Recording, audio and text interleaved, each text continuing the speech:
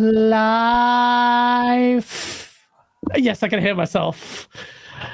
We didn't know we were going to be working. Ladies and gentlemen, we are. Thank you so much, everyone, for coming on to Go Live, the Saturday evening talk show where I'm trying to find words despite the fact that I do this every week. I'm struggling because of issues, but they seem to be working. Thank you, chat. Thank you, everyone, to tune in. What will be always an incredible show with incredible guests, you incredible viewers, incredible Asa, incredible topics. This one's slightly different. This one we actually blast through the games, because last week if you did tune in, you would have seen that we had a trillion games to talk about at the end of it, and I realized, hold on, what? Now we're backstage before we went live, all of us were just talking through the games and the release dates, and it's pretty mad, and I want it to be like an interactive chat with you guys as well, so let's go in, let's talk out and make some memes. Before we do, Asa, how are you, sir?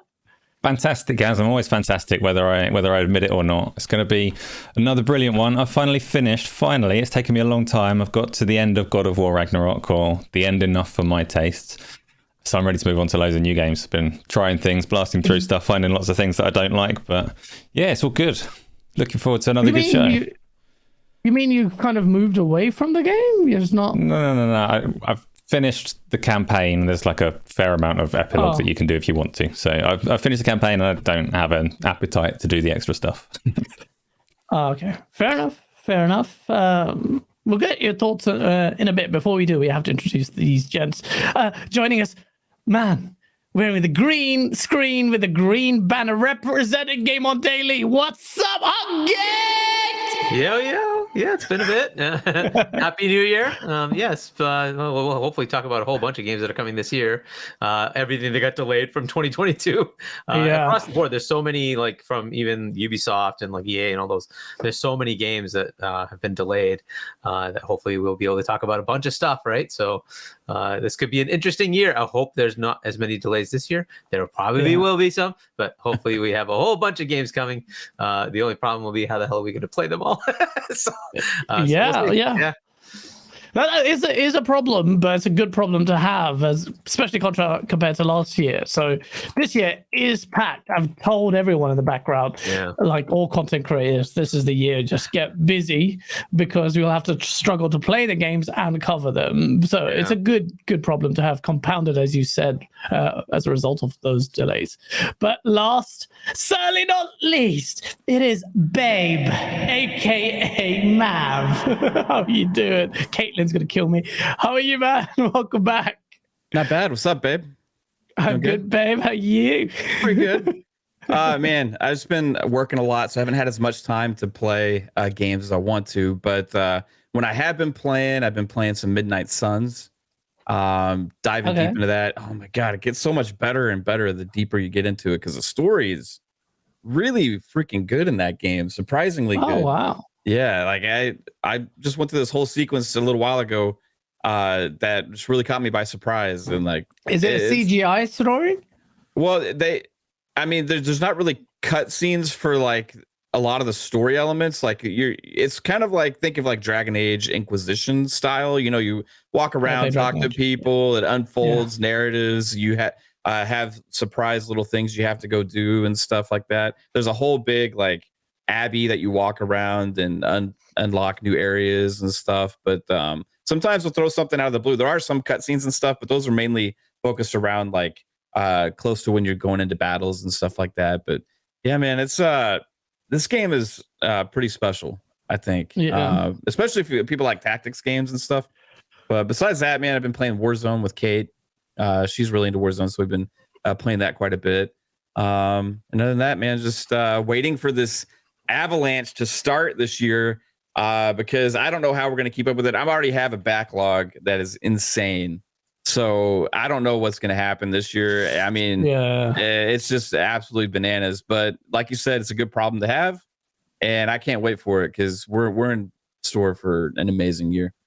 Yeah, I mean, we've batted on about, particularly as Xbox fans, predominantly me as an Xbox fan. I know Asa plays everything. I play on everything, but mostly Xbox fan. But we keep battering on about Xbox exclusives, but the reason I want to talk about 2023 games is that despite the exclusivity question, which is a big question, there's so much there. If you're a multi-platform gamer, you're going to be struggling. It's going to be a question of which games do you choose not to play, because like time is finite, and we just won't have the time. You just won't have the time to play all these games. And it's really a crazy year for that. If you thought 2022 was busy, people, you have no idea. Like, oh, you probably do have an idea or a better idea, but just, brace yourself. This week, we also, and I want to start off this, the show with just topic, because we finally on the topic of first party exclusives got information on Redfall. Redfall finally, and I mean proper information, like proper in-depth information courtesy of an interview, which if you want to read it, it's on GameOnDaily.com. Check out, it's the first big image on the carousel. And it's very, very interesting. And there's a lot to break down there.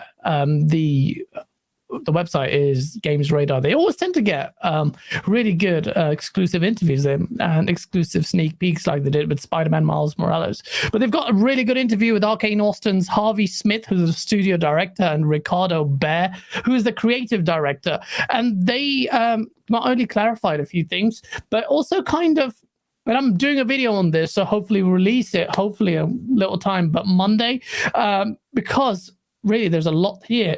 And I'm very surprised, pleasantly surprised by what I'm hearing, because there seems to be a lot more than what I thought would be in the game. Like, he always talked about 84 meta. And one of the things, the first things these two chaps were very keen to clarify was the fact that it's not like Left 4 Dead at all. It is...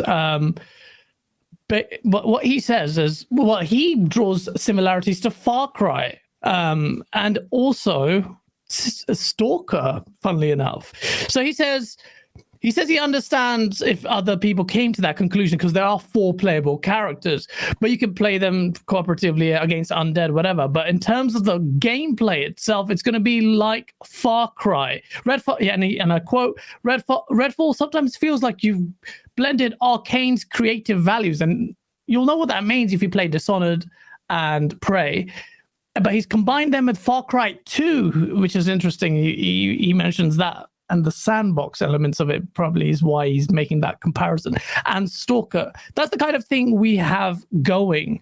In terms of freedom, he says the scale and pace, those a little slowed down, because in those games, maybe you had definitely had vehicles. I don't know about Stalker, I don't remember.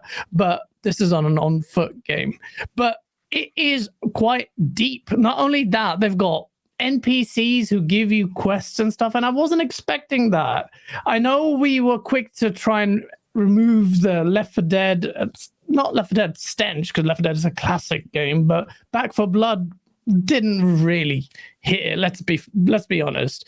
So before I go into, there's a lot here, but I want to go into just guests chat, gents. Mav, if you can start it off, what are your expectations for Redfall, and what are you looking forward to it? I think you are, because you'd released a video on it, or you did a live impressions and the new info on it. But what do you think about the game generally? What are your expectations for it? And chat, let me know, please. Every time we hear something more about this game, my hype level increases, right? Because I've never been like super into the Arcane games. Like Prey is a good game, but it wasn't like screaming my name that I have to play it or whatever, right? Deathloop, I actually enjoyed that more because I thought the gunplay was getting better, right, for Arcane. Dishonored, it was cool, but it didn't really click for me either.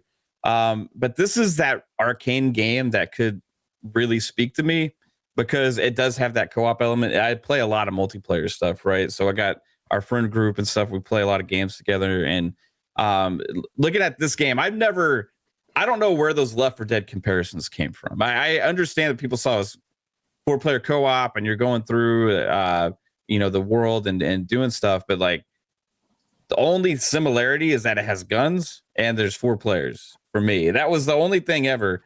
that really seems similar about that. So we're trying to tell people this is not a Left 4 Dead clone, and that narrative just never died. But it seems like finally they've actually talked enough about it in this interview specifically that it's really made clear to people what this game is about. And this game, the best thing about this is like it is still keeping that arcane DNA of that storytelling in the single player, right? So if you want to have that single player classic arcane game, you can. But if you're somebody that hasn't been into that and you want to play with friends and try things out and do different things, you can do that too, right? Yeah. So that's where I think the replayability is going to be here in this game, because they got different classes, they got different abilities and stuff. So you may play through the game one way with your friends, and you may decide you want to do another playthrough as a different style next time, you know? Yeah. This, I think where a lot of the arcane games, even though they've been really well received and really like critical darlings, right? That hasn't reached that mass appeal, kind of similar in the way that Souls games used to be, right? Until Elden Ring hit, right? This could be, I'm not saying it's going to be as big as Elden Ring, but this could do for arcane what Elden Ring did for like the Souls genre, right? Because it has that more mass appeal because of that multiplayer element. And everything they're showing it is just making me more excited. This could be where Starfield has all of the expectations, right? We all have these expectations. Starfield's got to hit. Starfield has got to be that quintessential console seller type game, right? But Redfall, because so much attention's been focused on Starfield for so long, Redfall's kind of been slipping under that radar where we don't really know what to expect, or is it going to be good? Is it not? I don't know. But I think it has a chance now, from what we're seeing, to be a huge surprise, man. And I'm getting really excited for it. I do too. Because I guess it's one of those. In a way, Hargeet, do you think that?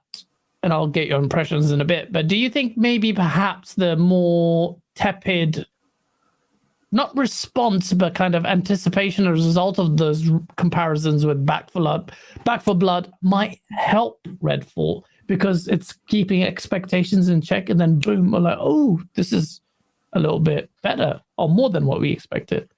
Yeah, I think that's just part of Arcane, unfortunately, right? So Arcane makes GOTY level games, right? A lot of their games have been, nominated, if not won GOTY, right? So they are a very, very good studio or set of studios, right? So, I'm expecting that this will still be a very good Arcane game. The last one was Deathloop. That was very good, right? Yeah. And, they've had Prey, they've had Dishonored, very, very good games.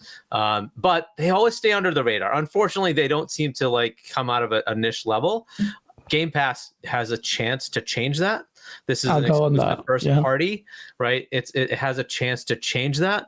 And if it look, I was very excited before with Arcane alone. I like Arcane games, right? So I was with the fact that it's more like Far Cry, that has me even pumped even more. I'm like, what? This is going to be more like a game that, because I love those games, right? So like people who hate Ubisoft games, I love those games. So that's the only, I mean, of all the Ubisoft games, I love the Far Cry games. I usually I've completed most of them apart from 5 and maybe 4. Or both of those two. Yeah. And I agree 1 to 3. I that think formula's gone too far, because like Valhalla, I think went just way too far to me. It was way too much filler, way too much crap, and I couldn't even get involved with the main protagonist. I didn't care, right? But most of their games I actually like, and Ghost of Tsushima copied that formula with a little bit of novelty, and it was very good. It's probably one of my favorite Sony games, right? Very well done. I'm hoping that's what Arcane does here. Takes that formula and says, "Hey, we can put a very Arcane spin to this and give you a very fantastic game." I hope they land it well, but just the fact that it's going to be on Game Pass, I hope it doesn't stay niche. That's the thing, right? So if this can land, people get like the multiplayer component. People give it a chance. It has a more open world Far Cry like game loop. This could be pretty big.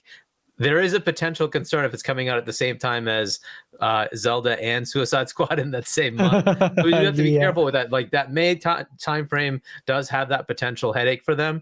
This is like it would be one thing if it was a very well-known property, well-known studio that people would just automatically buy, right? but that's not the case, unfortunately, with Arcane. But I'm expecting this is now going to be something that I will definitely want to play, right? Because I like those kind of games. That had me pumped that this is going to be more like a Far Cry. That's very cool. I love that. Yeah. And they, by the way, are also looking at it as an opportunity and are kind of afraid that they're going to be on Game Pass, right? They said that, right? Yes. That like, you know, hey, I've got the quote in front of me. Yeah. Yeah, I mean, let me read some of this. This is quite important. They say the pool, and I'm talking about the player pool of Game Pass is huge. The pool that Game Pass offers is huge for us. It's kind of shocking and scary in a way. Like, how many people are going to play Redfall in the first week? What if it's a lot more than we anticipated? We're going to have a lot of feedback then very quickly, and a lot of people will see what we've spent the last few years on. He does talk about the fact that he calls it Redfall is our pandemic game. It's easy to forget now. People on my team were sitting at home alone, losing their minds because we didn't have any vaccines. Nobody was sure. I mean, they're going through everything we all did. But what he's trying to say, look, this is a game that went through that churn. It went through COVID, and it's one of those unknowns there. But Game Pass might be the thing that could be transformational here, despite how busy it is, because Redfall, if marketed by Microsoft properly, could make a big splash. Yeah, and this gives Microsoft two potential entries into gaudy discussion, right? This is a big year as well, right? You do have Zelda that's probably going to be in the discussion. There's potential for Spider-Man 2 if that comes out this year. I would expect that to be in the discussion. But in comparison to 2022, where there's Ziltoid, right? Even though they did have Pentiment, which apparently did, critically it did very well, right? But it was a little too late for it to be a discussion point in the Game Awards. Maybe it'll potentially be in the later ones.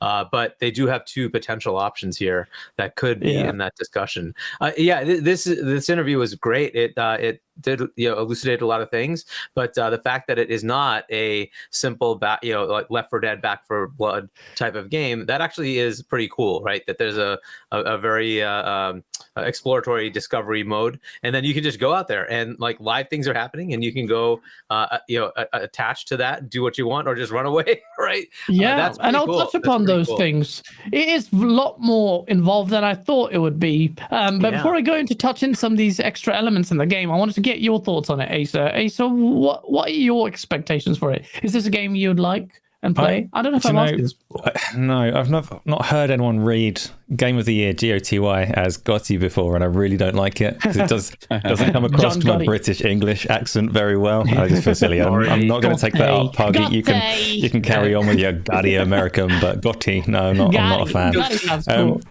think I will be a fan of Redfall. Is that what you put on your face? Something like Redfall, though, I think one of the most appealing things about it, Arcane make good games. They've got a very distinct art style, and it's an art style that's very timeless. So Redfall could potentially last for a very long time. I don't know what their post-launch plans are for it and whether they intend to support additional content and things like that. But it's the kind of game that, if it does find an audience early on, it could do very well. And I think releasing up against Suicide Squad and Diablo 4 is possibly a mistake for it. Like, timing wise, if you could pick any date in the year, May's probably not a brilliant one for Redfall. If Suicide Squad lands on time, if Diablo 4 launches in the way that people expect it to, then that could cannibalize a lot of the audience for it, which would be a bit of a shame. That doesn't really speak to the merits of the game itself, though. Like, all you need is 3 other people and you can maximize the fun out of it. And I think that it will be. My concern is obviously that Arcane have a kind of heritage of stealth-based gameplay, which means it might be something that I can't stomach for very long myself, personally. But they mentioned exactly they mentioned that you can do either one. That they are absolutely okay with you stealthing or go guns blazing, right? Well, then in that case, it depends on who the other 3 people are. Because if I'm with a team that likes stealth, then they might not like me for very long.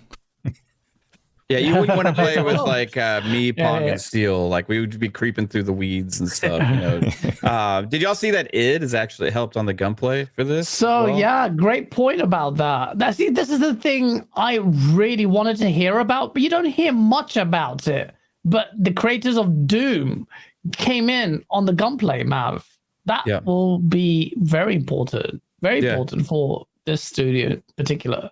The Arcane always had a little bit lackluster gunplay and stuff for me back on like Dishonored and even Prey a little bit, but Deathloop took a step forward for me for them, and then I think this is going to take another step forward for that and be more of like an action-based, quicker style gameplay if you're really getting into firefights, especially with 4 people.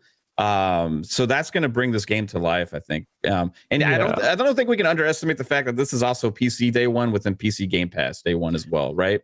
I think this game could appeal to a lot of different gamers than just people that own the Xbox console. That's a good point. That's a good point. And I assume it's crossplay. It's got to be crossplay because that's like an Xbox staple at this point. If it's not, it would be a shame. I can't imagine. But then also you got the cloud, you got mobile devices as well. So this is going to be after Starfield. I'm assuming Starfield may actually hit first. We'll see. But a 1-2 punch like that, if this game hits, is going to be insanely strong for Xbox in the first half of the year, and that's not counting Forza Motorsport as well. Like, you could have 3, because we all know Forza is going to be a critical darling, and like it should be. Horizon, I think, even launched the Forza name to another stratosphere with Forza Horizon 5, and Game Pass now is like probably around 30 million at least, right? So now you're introducing 1-2-3 punch like that, potentially all in the first half of the year, which we seem cemented now on that with Starfield as well. So this is going to start off the year really, really strong, especially. You think this is going to start off the year? Do you think Starfield's going to be March, I think. And then I think Redfall will be May. And then probably Forza Motorsport will follow up around that June, July timeframe. That's what I would like. If I was to bet money on it, that's what I would run with.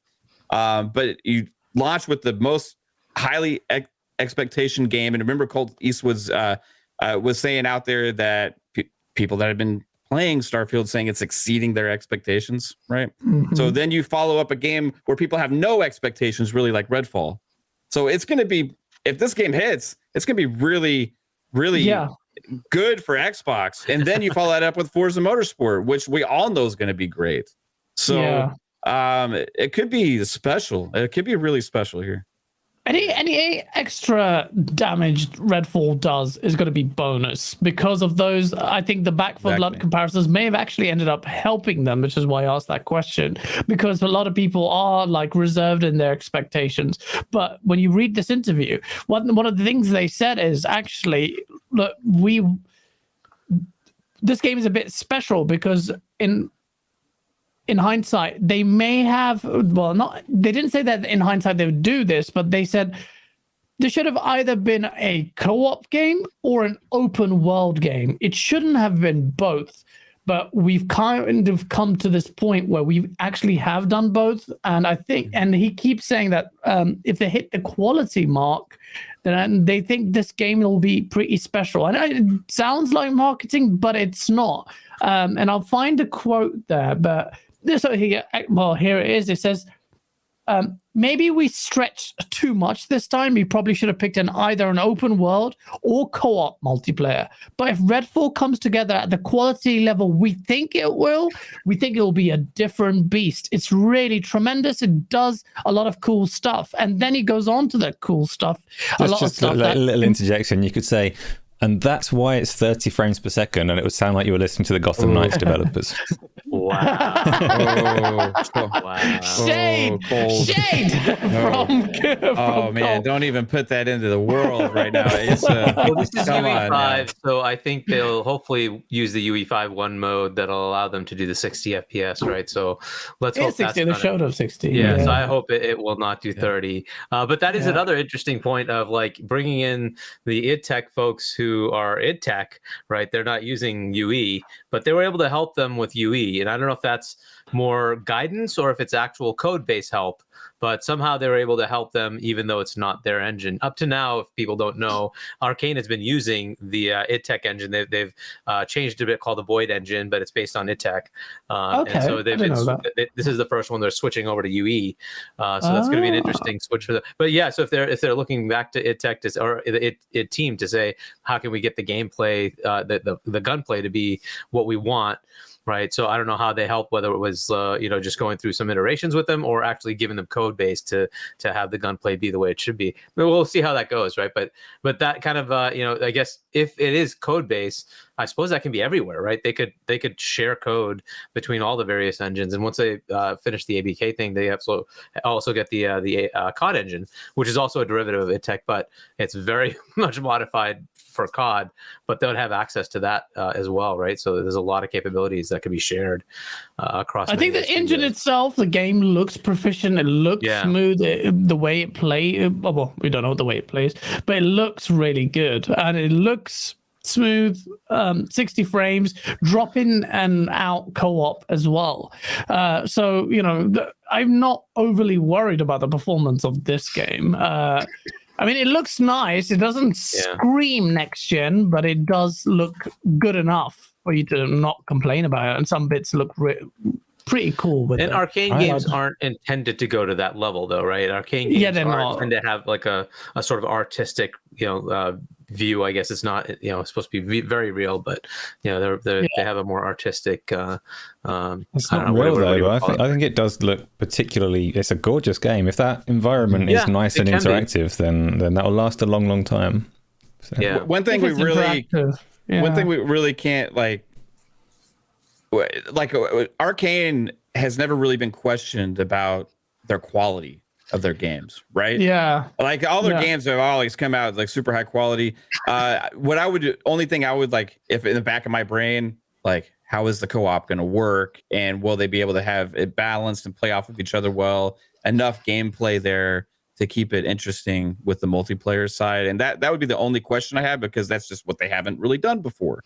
You know what I mean? Yes, they touched upon the co-op elements of it in this interview as well. It was quite interesting. Obviously, one of the things I wasn't really a fan of, but they elected this for game design, is that you can pick multiple people can pick the same character, but if you choose not to pick the same characters, then what you have is a dynamic dialogue system. They speak to each other. We've seen that in games quite often now, but it depended on who you pick. But the game mechanic, they've gone a bit further and build something called a trust buff. So where the longer heroes play together, the more intimate their dialogue lines become, and then you get this buff, and that's kind of cool. Like, that's a bit extra. That's a bit unique. Like, it's not just voice lines, like, it's affecting it. How well they implement that remains to be seen. Some of the tone of it's a bit too like, hey, I'm this guy, and I'm like, you're fighting vampires. It's not serious enough. But not every game has to be serious, although that kind of almost Forza Horizon 5 dialogue doesn't really gel with me, but it's still an extra. I didn't expect the dialogue to be something I want to be talking about, but having a buff like that, it's crazy. The weapons, now you might think it's basic weapons like those types. Actually, no, it's not that, because various weapons have their own variants. You've also got they have special vampire hunting guns. They got you're alluding to the fact that you don't want to be holding on to the same gun for a long time. So if it's a variant of a shotgun, you're going to get guns with different variants that will change it up quite a bit. So it's like there's a strong RPG element there as well. You've seen the talent tree and all of that. So no two players, even if you pick the same character, should look the same. So yeah, look, let's see. Not only that, Gaz, but they also said that, like, because of the skill trees and stuff like that, like, you can each have two of the same character and them can play completely different later into the game. Right. Yeah. So that's going to be really interesting. Yeah, no, absolutely. Completely different characters, quite dynamic there. There's a lot more I can talk about. We've talked about Redfall for quite a bit. If I can get this video out, hopefully on Monday, I can just kind of dilute that and have a nice auditory visual kind of presentation of that information because there's a lot to read there. But Redfall, if it hits, it hits, and that's going to be an extra bonus for Xbox that does that. Leads, I reckon, and I've said this before, I reckon you should lead with Redfall, because you lead with Redfall, hits extra, does bang extra. It's a typical strong Xbox game, big focus on co-op. You can play it single player, by the way, but a big, Xbox gamers tend to play with other people because they have friends, unlike Risk It for the biscuit. But bless him. But that kind of game, everyone's going to start positively talking about it. Okay, that's a great game, good solid game. You delivered or if it exceeds expectations, great. Then you release Starfield in March before Breath of the Wild. I think it's really important, at least 3 weeks before Breath of the Wild. You need that gap. You're being stupid. If you do it after, you're in trouble already, because I think Zelda will have long legs, but the big one, if you can, I would definitely at least push it 3 weeks, maybe 2 weeks, even at a stretch before Zelda. Like, just do that. But it's so packed. Like, we're going to talk about it, by the way, people. Just how many mad games. There's a lot. There's actually a lot there. With the point we didn't even finish compiling the list because we're running late for the show. Let me read these super chats. No. We weren't running late for the show, Gaz. Come on now. Yeah, Gaz was. I was running late for the show. But. Yeah, I should have done that beforehand. A toilet break, badly timed. Alvin, thank you so much for the $10 super chat. Because Gaz, you owe me a new phone. Flames for the sauce bars melted my Galaxy 8. Wasn't ready to upgrade yet. Damn it. Hashtag Redfall 2020. Redfall Game of the Year 2023. Doubt it's going to hit that Game of the Year mark, but it's going to be a good experience. And yeah, shout out. Glad you enjoyed the source video. The source video, actually, because I always declare our videos accurately for ads. If there's a little bit of swearing, I've marked it like, okay, and I always get not suitable for. You get reduced visibility. So I've been screwing myself with our videos for a while. So I did that, and I'm like, oh, this is not. And YouTube says this is not going to get as many views because you've marked it like this. Do you want to do this? I did it, and then I read the guidelines. I said, let me read it. It's like, no swearing for the first 6 to 9 seconds. I'm like, what? So I actually got a manual review, and YouTube said, yeah, it's fine. I'm like, what? We're going to set someone on fire and throw some bars? It's okay? I've been screwing myself at source videos for ages.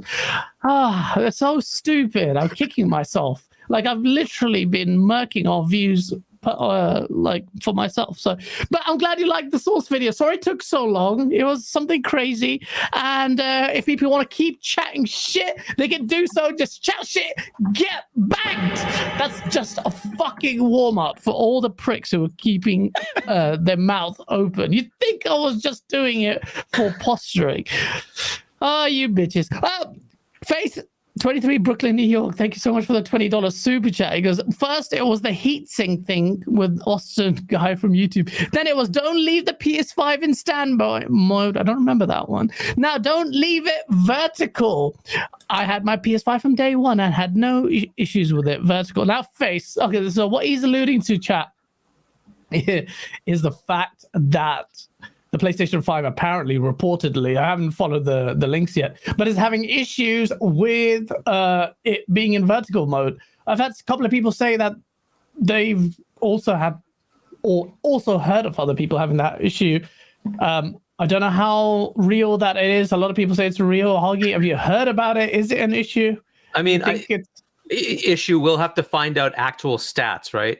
Incidents happen, right? So the liquid metal that's in there is, I guess, going down by gravity, and it's causing some heat issues. The first one he mentioned, by the way, was a big thing at launch. There was some issue with if you leave it in standby that your system could brick. There was something about Miles Morales, and there were all these things happening, right? So there were, I mean, that happens. It's teething issues, they happen, right? So software bugs happening, whatever, fine. But it is kind of annoying that it came out in a first-party title. If you left it in standby, it could potentially brick your PlayStation. But this one is a design flaw if it is true, right? We don't know the numbers yet, and that's the thing, right? So until we get like, hey, it's 5%, 1%, 0.1%, right? If it's a small number, okay, it is what it is. If it's like 30%, now we're talking RROD. And we're talking red ring levels. Yeah, exactly. The interesting thing, that's not good, right? But we don't know.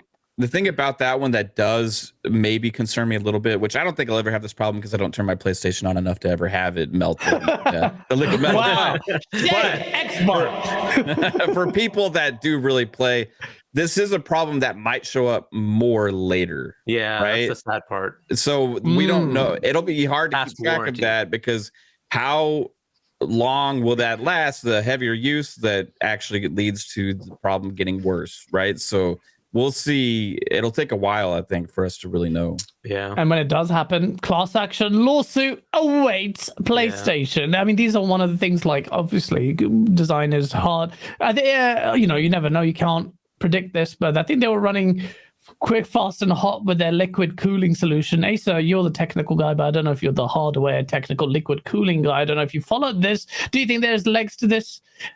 Like everybody else has said, it's going to take time for us to actually know for sure. I can't say that my level of concern is too high. My PlayStation is still sitting in front of me, stood vertically, and I don't overly care to lay it horizontally. The thing that I question is how you wouldn't know. So if you've got liquid pressed against a processor and you're saying that it's syncing with gravity, you're not going to know until you take the processor off where the liquid is, and the moment you take the processor off, of course, it's going to sync. So it's a strange one in terms of how it's being ascertained. I don't know, and I'm not saying that the people that are saying it are lying. I don't know what the evidence is. I've not looked into it myself, but I'm not concerned. Mine still works fine. It's a couple of years old. If it dies, it will happen on February the 21st, the day before my PlayStation VR 2 arrives, and it'll be devastating. Maybe I should lay it down. Wait, when is PSVR 2 coming out? Was the release February 22nd. Right? Yeah. Wow. We won't see Asa for a while after that. Probably, yeah, right. Like, You'll see you in virtual May. world. Yeah, we'll see you in May. We'll touch upon that in a bit. Face 23 Brooklyn Neo, thank you again for the $20 super chat. It's very generous, man. He says, as long as they keep Starfield away from Zelda, so Starfield doesn't get overshadowed, they should be okay. It's true. We mentioned that earlier. It's very important. Very important. I think you need to stay away from Zelda. Zelda is a force.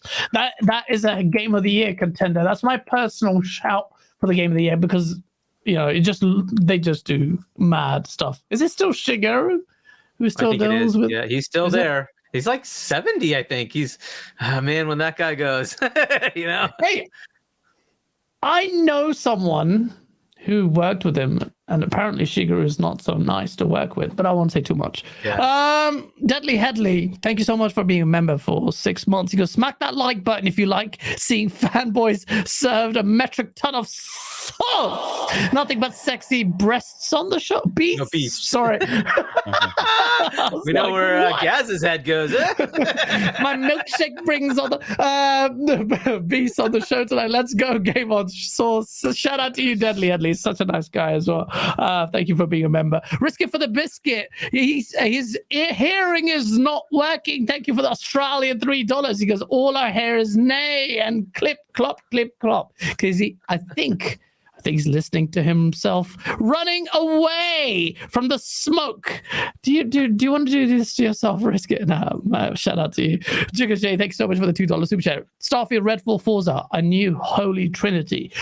Mostly delayed trinity, but could be holy as long as it's supplemented by the rays of goodness of first party showcases at E3 and some steady releases. But yes, all three look like they could bang very well. I'm very confident in all three hitting really well. Our question is really, how hard is Starfield going to hit? I'm again very, very optimistic about this, but I'm gonna might have high expectations. After you delay it, then the expectations get a little higher. But Cole isn't bullshitting, by the way. Trust me, I know. Listen to him when he says it. The people who are hyping Redfall in the background, Starfield, sorry, in the background, it's mad. Very positive, very positive. And you're going to hear more about it very soon. But you should be excited, especially if you're a Redfall fan. Mr. XX Seshomaru Desene. I always got this wrong. Sorry if I have. XS Homaru. That's it. I'm so stupid. Thank you so much for the $2 super chat. This will be Xbox's greatest year since 2007. Bold claims. Go bold claims. Risk it for the $3 super chat because you're going to make me famous. What? Oh, yeah, I see what you mean. No, I won't take shots at you. But yeah, no. I think I was with Rand and you were there, Hoggy. Me, Rand, you, and Cole. And we're talking about the potential of this year to hit, and everyone's really excited for good reasons, because obviously these guys hear things in the background as well. They really do. So special Nick, I'm not going to ignore you. I didn't even know you were there. Shout out to you, mate. But yeah, you know, it could be. This is the year. It can be for Xbox. I don't want to be too harsh. I was harsh on them in 2022 because they fucked it up. But now we have to be positive. Yeah. Give it one more chance. But I'm not going to coddle people. It's too you late, know that guys. now. It's too late. None of these games are coming out before February 22nd. Everyone's abandoning this reality and jumping into PSVR. So Xbox can have all them games and no one's going to care. He's gonna win the year. Speaking of not caring, it's the next topic, which is PlayStation VR. Ace of time. Well, Ace of time. Well, very quickly, let's touch on these PlayStation topics so it can make Risk It happy. PlayStation VR 2, it's coming out. I didn't even know until I just spoke to you because it's been a busy week. It's coming out next month. I'm waiting for your Ace of Okay. I know you like VR. I know you love VR. There's always you running around on a treadmill on VR. But for my sake, when you do try, because you pre-ordered it, right? Mm-hmm. Yeah. So you're going to get it day one. Can kind you of. The pre-order schedule is like a week long, but yeah. I pre-ordered it very early, so hopefully day one. Okay. Well, if you do get it, I want you to tell me in a spoiled pancake boys estimations whether it's worth getting. Like I know you love VR, but I just want you to look, guys, this is something you need to try. Then if you approach it that way, at least I know where you're coming from. I agree with you. VR is great. I just don't have the stamina to experience it like you do. But what's your take on? Let me just understand. Let the viewers understand what your take is on VR coming towards its launch. Do you think it's going to be for someone who has these God knows expensive headset, this running around thing, this whole kit? What do you think PSVR is going to do in the VR space? That's a good question. So, like you say, I already love VR, and I've already got a very nice, ridiculous virtual reality setup that I play in a lot, and I do play in it a lot and get a lot out of it. PlayStation VR 2, even for me with all the stuff that I have and enjoy, is exciting for multiple reasons. One, the hardware is very good. It's a good level of hardware despite having a stupid cable. And it's been sampled by quite a lot of people. So I follow a lot of virtual reality content creators, and they've been playing with this thing at CES over the last few days.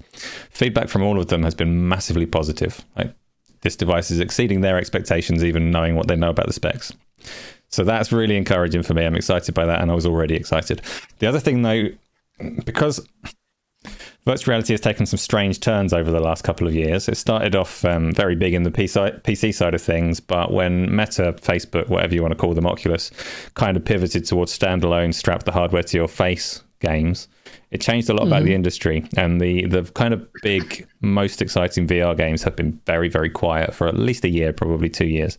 So my personal hope is just having I'm not going to say mainstream, because VR is not mainstream, never will be, doesn't need to be. Don't give a shit. Stop coming at me with that. I don't care. I'm not going to say mainstream, but it's going to get enough interest in terms of development to see some big, high-quality games releasing again. And that, even if I didn't get the hardware itself, just seeing some of those drip over to the PC side of things would be a massive deal for me. Because, I mean, like I said before, I can play Skyrim forever, but more games is good. So. Yeah. You made a very controversial tweet this week. What did you see? What did you say? So I made a very factual Twitter remark where I said, in one fell swoop, Gran Turismo 7 has made itself the premier console racing experience. Those weren't the exact words, but essentially Sony have come and confirmed that Gran Turismo 7 is going to support PSVR 2 on launch day as a free upgrade.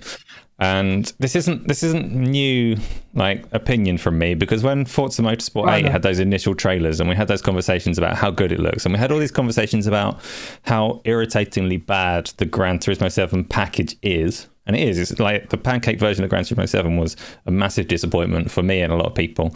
But even when we were in the midst of those conversations, having that back and forth, this is Forza's by a country mile, so it's a much better game. But I asked you then, which one would I actually play?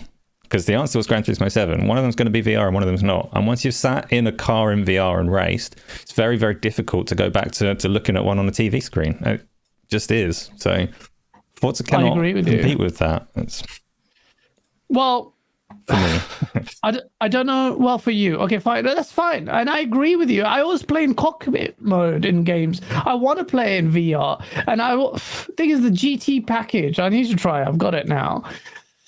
I don't know, man. It's just a shame Forza isn't in VR, because that is the kind of experience. Horizon, especially. Horizon, I'd love in VR. My single biggest frustration with Microsoft, because everything that they've said about VR, I don't mind that VR is not coming to the Xbox console. I agree with them that it's not necessarily the right place for the device. But they've always come forward and said that they are going to see how it flourishes and thrives on PC. But they don't support it in any way on the PC side of things. And I've always said if they put Forza Horizon 4 or 5... because I've been saying this for a long time, if they put either of those games into VR, I will have a game for life and I will play it forever. So I say it's amazing. And I say it's insurmountable. I say Microsoft can't compete with GT7. Now, obviously they can. They can just say go and put it in VR, and then they've exceeded it again. But I don't see it happening soon. So. Yeah, no, it's a shame. It's a shame, and I get where you were coming from.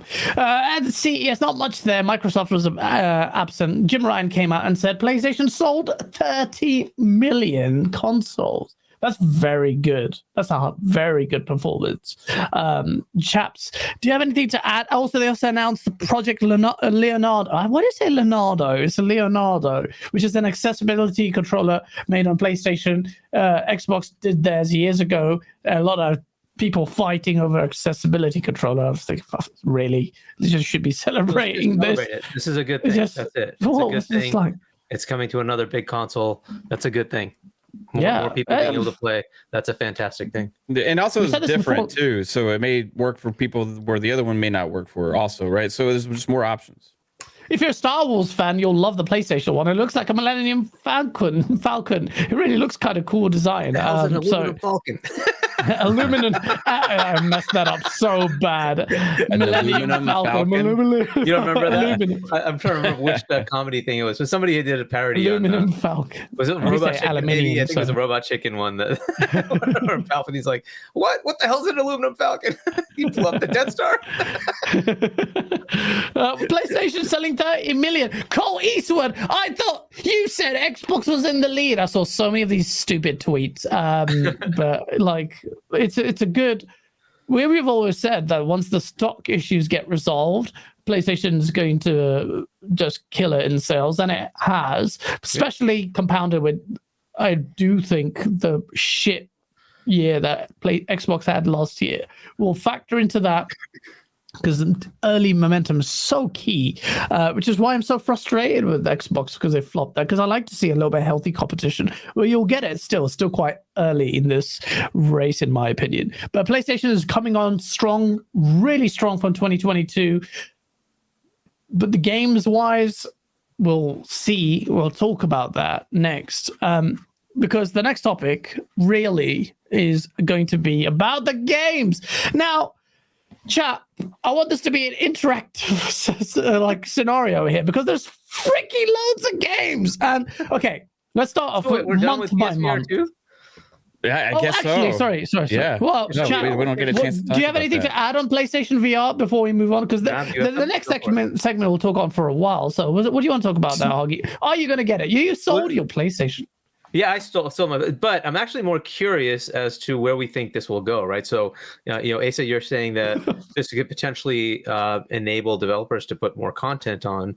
At what percent, so how many million copies before you get a really good like say AA, AAA quality game with good length on VR? Or is that even something that's viable? Like, how long can you stay in that VR world? Is it viable to have a 50-hour game or a 30-hour game in VR?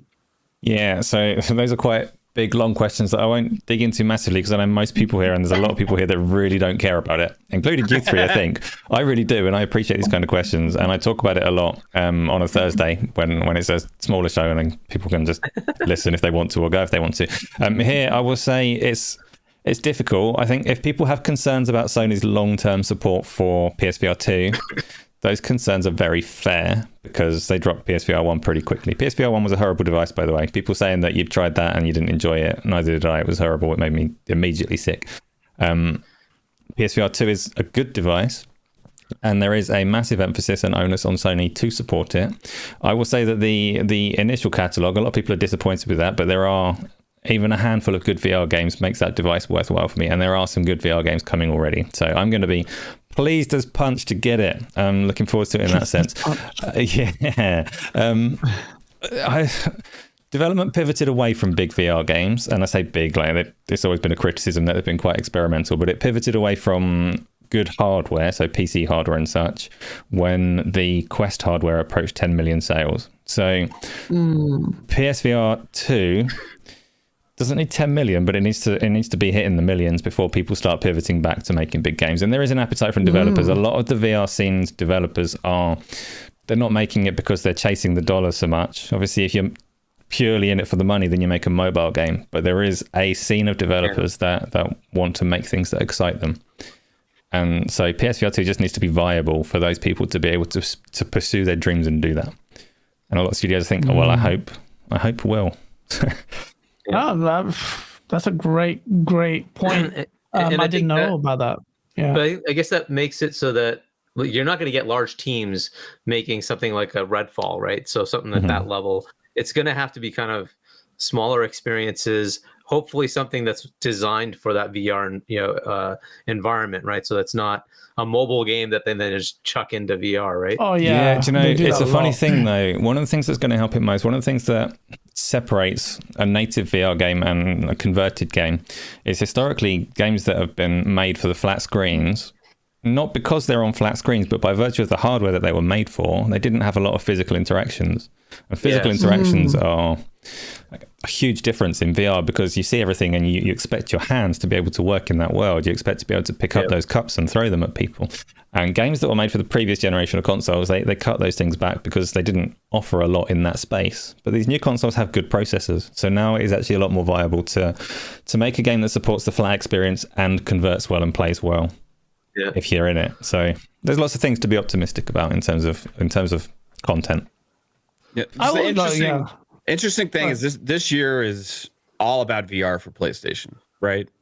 Like we only have, besides that, we only really have we have Spider-Man 2 that's currently announced. So it's third-party things as well, right? So they got third-party deals.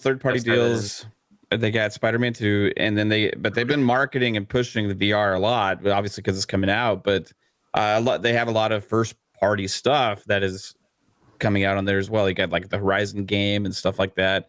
They talk about they want to put other of their first party franchises into VR as well.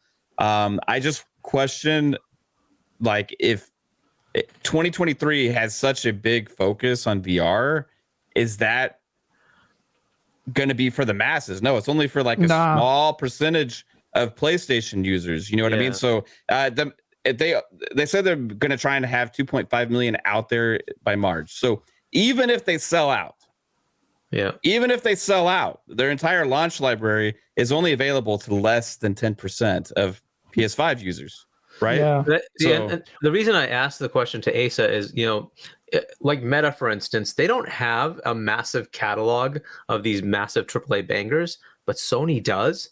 Could Sony say, hey, you know what? God of War Ragnarok, we want to take that, make that experience that's available on PSVR 2. Is that something you want to see? Would you want them to take that investment, not just take the pancake version, but really make the investment and say, you know what, we're going to make it work in PSVR 2 as a native thing? Is that kind of what you would want to see? Because they had that opportunity, which could jumpstart it, right? It could give it a platform. I think they need to do. do that. Personally, yeah, I absolutely do want to see that. God of War is a weird example because it has such a heavily scripted camera. So the ability to look wherever you want. I mean, I saw someone suggest that they can do VR Mimir edition, so you just play the whole game from Kratos' ass. I'm not controlling anything, but here we go. Besides that, I think God of War might not be the best example, but if you were to take, like, obviously it's not going to happen on the Xbox side, but if you were to take a game like Halo Infinite, sure, why not? Like, everything about that game would work. If you take High on Life, sure, everything about that game would work. So there are a great many games that would work. Destiny?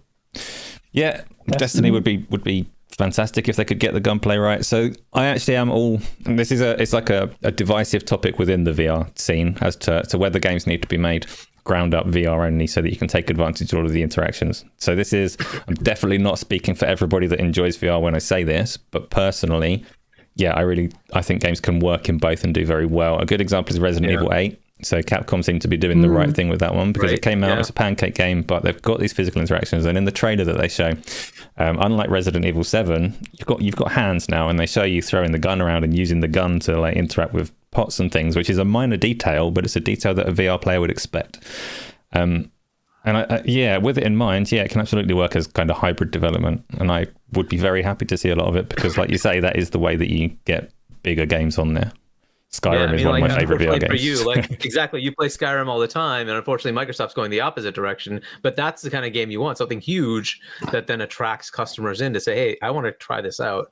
Granted, there's a huge price of entry, right? But there might be a good amount of people interested in trying something like that if they took a lot of their big franchises.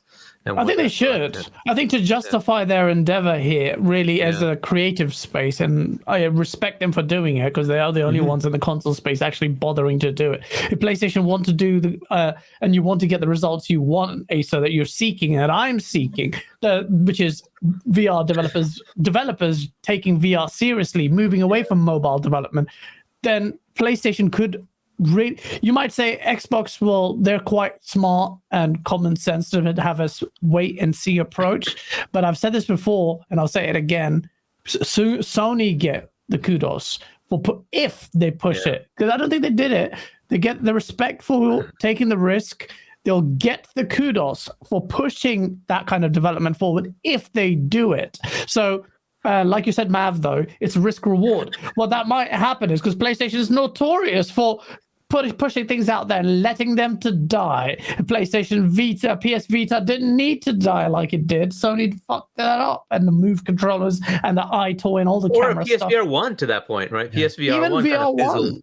Right. There's no backwards support. There were some good games, though. There were some good games, but it kind of fizzled. Yeah, I agree with applauding them though for doing this. So I do agree with that because like somebody's got to do it, and there is a market there. There's an enthusiast market as well that really wants to get the latest and greatest of this, and it's only going to push forward if people do this, right? So I do applaud that as well, but I still just look at this year as a whole, and I see two games I'm excited about playing on PlayStation because of the whole VR thing that's going to take up most of the year. I could care less about any of that stuff personally.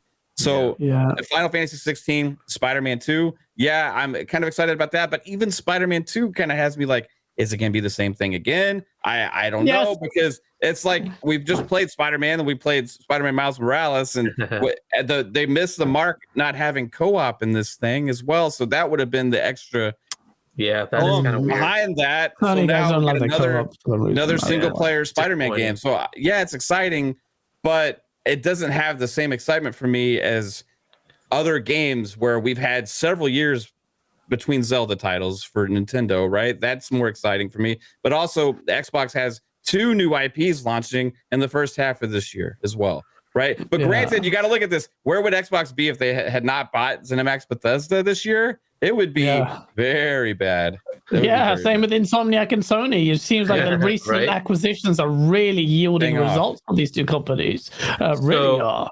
So Asa, that might be an awesome one as Spider-Man, right? Spider-Man in VR and being able to flow through the city. Imagine that, right? Like that Literally, I would throw in your up hand. instantly on the crowd below. Right? All the innocent people I'm Just trying to imagine save that. would be puke all over their heads. You'd absolutely throw up all over their heads unless it would have to be third person, which is funny because the Spider-Man PC version, so the PlayStation game on PC, does have a VR mod that I haven't tried yet, and I think you can do its crazy mode, like be Spider-Man and. Be interesting to try, see what the heck it's like, right? Yeah. But yeah, so Xbox doing it. Xbox needs to concentrate on just releasing games. Period. Yes. We'll worry about VR. Yeah, that's good. That's a great point. I'm glad you said that because I remember that point. Just fucking fix the basics first. Then we'll talk about VR. Forget Acer's bullshit. Doesn't matter, Acer. No, they can do little... Forza. I don't ask for much. Give me the Forza games. On PC, yeah, at least on PC. Like, come on. But yeah, well, let's see. And I think you're interesting thing what you say, Mav. I think it'll risk reward, and I don't know if I'm more. I think it's going to be I don't know. Sony could surprise us, but this year doesn't look incredibly strong. Heavy reliance on third-party games. I think Spider-Man was overrated. I haven't played Miles Morales. Spider-Man 2 doesn't get me that excited. Other people are excited. Fine. So I just don't think. I don't think it is. Well, they got Silent Hill coming out this year too. So shit! Already. Okay, sorry. 1 second. Wow. Camera battery's already gone. Before we do that, chat. Let's move to the next topic. 2023. Oh, wait, actually, let me read these super chats before my battery dies. Yadani, thank you for member for over a year. That means a lot. There's low-key hoping someone else comes at Gaz so we can get another diss track. Will Gaz go Ether on the next one? I held back, by the way. I had some mad bars on for this one. I said, look, first one, just fire the warning shot. Don't need to kill anyone. But if anyone else comes at me, then I will go. But it's not even touching. There were some mad bars I didn't want to release. But if you want to come at me, people want to do that, go for it. Rest in peace to all my enemies. Space Doverkin, thank you. Shout out to you. Thank you for the $5 super chat. Because wasn't console sale almost a draw on UK numbers? I think Xbox is really close behind PlayStation 5. I don't know. I don't know the numbers for the Remember, Series these are X. global sales numbers. So, unfortunately for Xbox, they do okay in the US, a little bit in the UK, a little bit in other Western territories, but they do abysmally when it comes to Asia and Africa. That's just the reality of it. So their sales numbers are non-existent in those territories. And just by virtue of that, PlayStation will always tend to win. So until they resolve that piece, they are not going to be able to really take on PlayStation. That's just a reality, which is why they need to focus. They need to focus on Asian content. They've been doing that. They've been, each one of the Tokyo Game Shows, they've been adding more and more and more, right, of the stuff that they missed. But they need to have huge credibility on day and date releases, their own content that's Japanese focused, Asian focused. That is just something they just don't really resonate with. To that point, though, Hargeet, as well, though, like Xbox is console is one of the options and the primary option to access the ecosystem. Yeah, but you also have PC day one and the cloud and all this stuff, right? So where the numbers for hardware do tell a story, and even this generation, Xbox has had a 12% swing in market share between PlayStation and Xbox, right? Which is great. Which is amazing. PlayStation doesn't want to hear that. And that's about here a lot of first-party stuff. right? The majority of that's here in the US because it's very, very tight. It's not. It's 50-50 in the US, pretty much. But it's pretty tight. It's 50-50 here. And the Xbox 360 gen, the majority of their sales were here, and they spanked PS3. It wasn't close. It was like 60+% Xbox. So it was very, very, in pro of 360. But again, worldwide, that's not the case, right? But worldwide, they're about 58-42 on hardware. But when you quantify the other Xbox users, like when Fortnite hit on the cloud with a free thing, they had like a couple million people subscribe to. So that was an instant Riot thing. Stuff just happened, right? And that's a huge thing for them as well. Yeah. So hopefully that'll drive those subs up for Game Pass PC. It's just hard to quantify the amount of people that are in the ecosystem totally for each platform. Where I would say that PlayStation currently, even though they're moving slowly in the other direction, hardware is much more important for their story than Xbox Yeah, as far as quantifying how well each of them is doing. You know what I mean? Absolutely. That's an accurate statement. It is. PlayStation does rely on that model. Hardware is important. I think it's important for Xbox as well, because it gives them reassurances on their long-term vision as they try to expand the tentacles of their Game Pass model to other platforms. I don't think Project Cloud is there yet, but we'll get there eventually. Just a question of time. But yeah, it's getting very close. Face again, thank you so much for the $20 super chat, man. He goes, Sony may not have a lot of games coming out in 2023, but people don't understand. People don't question Sony about games since they've been releasing games since PlayStation 5 launch. There is less of a burden on PlayStation because they have released question. I don't think that you're right in strictly saying that people don't care because they've had a good track record. I think people are asking the question already, Face, that what's PlayStation actually got other than third parties. If you look at the third parties, Forspoken is coming out at the end of this month. Now, if that doesn't hit, and based on my initial playthrough, I was like, and I don't know what the expectation. Well, this is kind of eking into the next topic. Actually, it is the next topic, which is 2023 in the games. Let's look at January. Forspoken is one of them. Do you people in chat think? Let me start a poll and ask you whether you think Forspoken is going to. I'm just going to very simply, for the sake of multitasking, ask you whether will Forspoken be a good game. It's very simple, very, very simple. I say, was Forspoken deliver? I was just a just warning say yes for everyone. or no. Gaz is trying to set up a poll right now. There's like a 50% chance that he's going to end the stream by accident. He's going to press the wrong button. So if we get cut off, Gaz, he's done it. We're all good. Yes, I can multitask. So let me see in chat. If you think Forspoken's good, I'm going to do this for every. Whoa! Instant no. How many votes is that? What do you mean deliver? Does it have to be like a 90 meta or something? What do you mean deliver? So I'm glad 80 I left plus, 75 plus. Like, what is? I mean, that's where the nuance comes in. So we can talk about it right now. A 90 votes and it's climbing 100 votes. By the way, shout out to 500 people watching. Please smash that like button. Very grateful for all of you attending. It's like 80% think no. Now, people have played the demo. I completed the demo. I thought it was okay. I was disappointed because I wasn't shitting on the game apart from that silly advert where the voice acting was really bad. Didn't realize that the game actually featured this annoying voice constantly. I don't even know if they can even turn that off or change that or whatever. I think it's woven into the game. The cough, so random, speaks to you. If I'm expecting, like, Metacritic disclaimer, but based on it, I think the highest, I'll be surprised if it gets higher than mid-80s. Because the demo was restrictive, but there was some there. I don't know, man. What do you think, Hargeet? Do you think this game's going to deliver? That's what I would think it's going to be. So, look, from my perspective, like, you have to understand that the audience here is PlayStation gamers. And if you take Horizon Forbidden West, it did the same thing, right? There's a constant chatter going on, and it's you talking to yourself, right? Here, at least it's a cough. Oh, you're to your cough. Yeah. Right. And so I don't think that is enough of a negative. So I think for the PlayStation audience, I think it actually will land.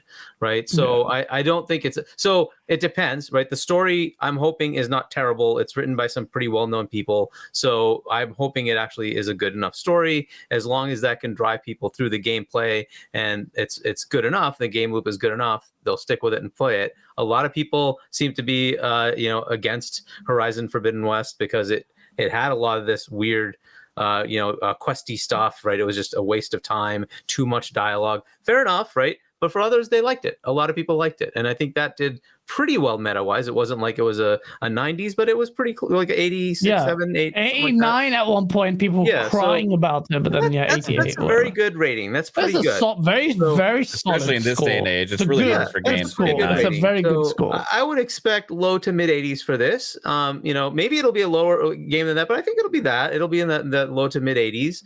And it's a Square game. It's not going to sell like 40 million copies. That they don't do that, right? So if it gets in the 2 to 3 million range, I think that lands. That's pretty good, right? I mean, and to me, anyways, that's what I expect from this. So yeah, I don't know, man. I think it might get murked in reviews. This game, like after playing, the combat wasn't that good. It just seemed like the different. I don't know, and the traversal wasn't as fun as I thought it would be. Whether they said they're working on it, but there's only so much you can do now. The game is due for release in Gaz doesn't know. Jan. Let's say end of Jan. I'll give you the exact date. It's 78 at the most, Rick Payne. 78. That is low. 65. January the 24th. 24, yeah. Let me write these. So Metacritic prediction number. Go, Hargeet. Just a number. I'll give it an 82. I'll give it an 82. 82. Okay. That'd be my guess. That's a good one. I'll go with that. 82 as well. I think that's a very good one. A good score. 70, 75. Okay. 80. What about you, Mav? What are you thinking? 65.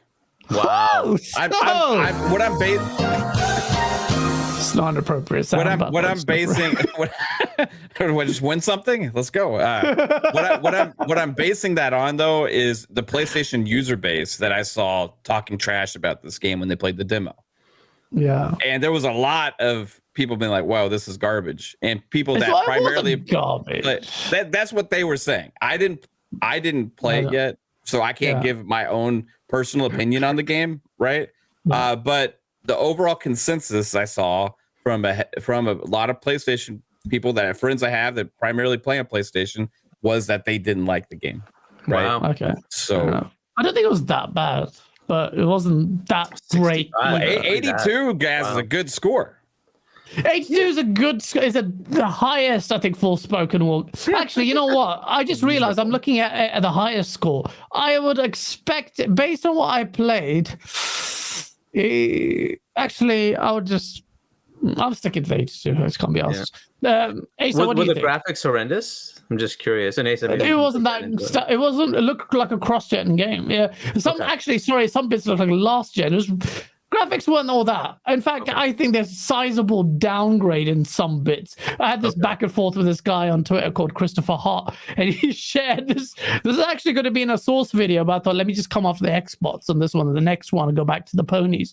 But he shared these screenshots that were so bad, trying to counter the narrative that the graphics were bad, and his screenshots were terrible. We made fun of those screenshots, and the game looked like it had a visual downgrade to me. It looks okay in some bits and shit in others. But it's okay. I don't know. The final game. That's what a 65 is like an okay game. Yeah. Right. I would say like games in the 70s. A lot of times I really enjoy those games. You know what I mean? Like, and there's a lot of decent games that are in the 60s that I still enjoy. So I think even if it has a 65 score, it doesn't mean necessarily everybody's going to hate it. It just means that maybe critics didn't really find it as appealing, you know? Yeah. No, I don't know, Asa. Well, you played it, I think. No, I haven't played it, and I've been quite skeptical about it since the initial load of trailers and things. I was actually going to say like 70, 71, but then I saw in chat Fonz is there, and Fonz said that he's played it and gives it a 75, a solid 75. So if Fonz has played it and thinks it's a 75, it's probably going to be at least 80. I'm going to say 80 is the score based on Fonz saying 75. That's a great barometer. The Fonz scale. Add 5 points to it. I think it's going to be a 98. Dude, wow. Who says it's going to be a 98? You must be on crack if you think that's going to be a 98. He just wants his money to be worth it. I mean, 98, like your caliber of game at 98, that's That's insane. Like what games have ever got a 98? Like there's only a handful. There's only like 5 or 6 or something ridiculous. Yeah, they're pretty respected. Yeah, games. that is definitely not Forspoken, that's for sure. If that's the case, I'll stitch my foreskin back. 209 votes, and we've got 80% saying no. That is very high. Obviously, we've got an Xbox-leaning audience, but that's still... That would be like a 20% on Rotten Tomatoes. Damn. Yeah. Well, that'll be the user that's how their score. That's how their score works, right? Like with the critic meters, that like if it's positive or negative, right? Yeah, it's true. Yeah, I mean that's dire. Hopefully, it does not do that bad. But the point I was making is if Forspoken comes out of the gate, PlayStation is heavily relying on these third-party deals. They are a reflection of PlayStation.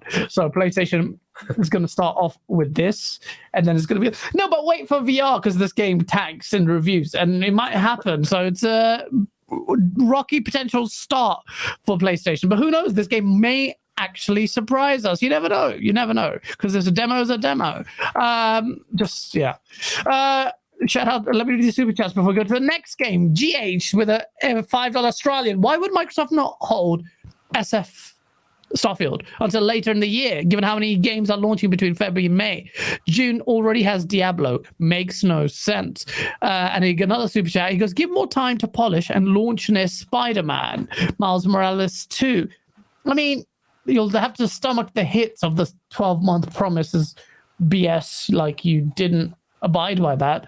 Also, the game, as far as I'm aware, is substantially ready and polished anyway, I guess. Exactly. But yeah, so yeah, the only way I would accept some slight delay is just specifically that, to say, hey, we were going to release it in June 10th, but we got Diablo coming.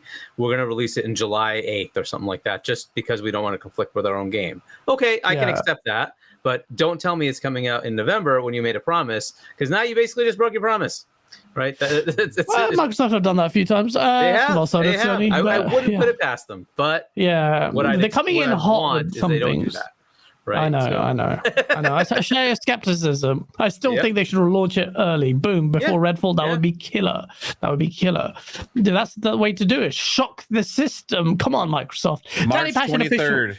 Let's go. That's going to happen. Oh, that's a good date. That's the kind of date I would expect. 3. The other one that I like is 3-2-1-2-3. Yeah. So March 21. Well, there was like a conspiracy thing going on with In Exile on Twitter that was crazy speculation, but like they made this tweet regarding Starfield that had way too many words in it. Like they were adding words as filler, and somebody took the amount of words they had there and broke it up. There was like 3 words in the first, and there was like 23 on the second, right?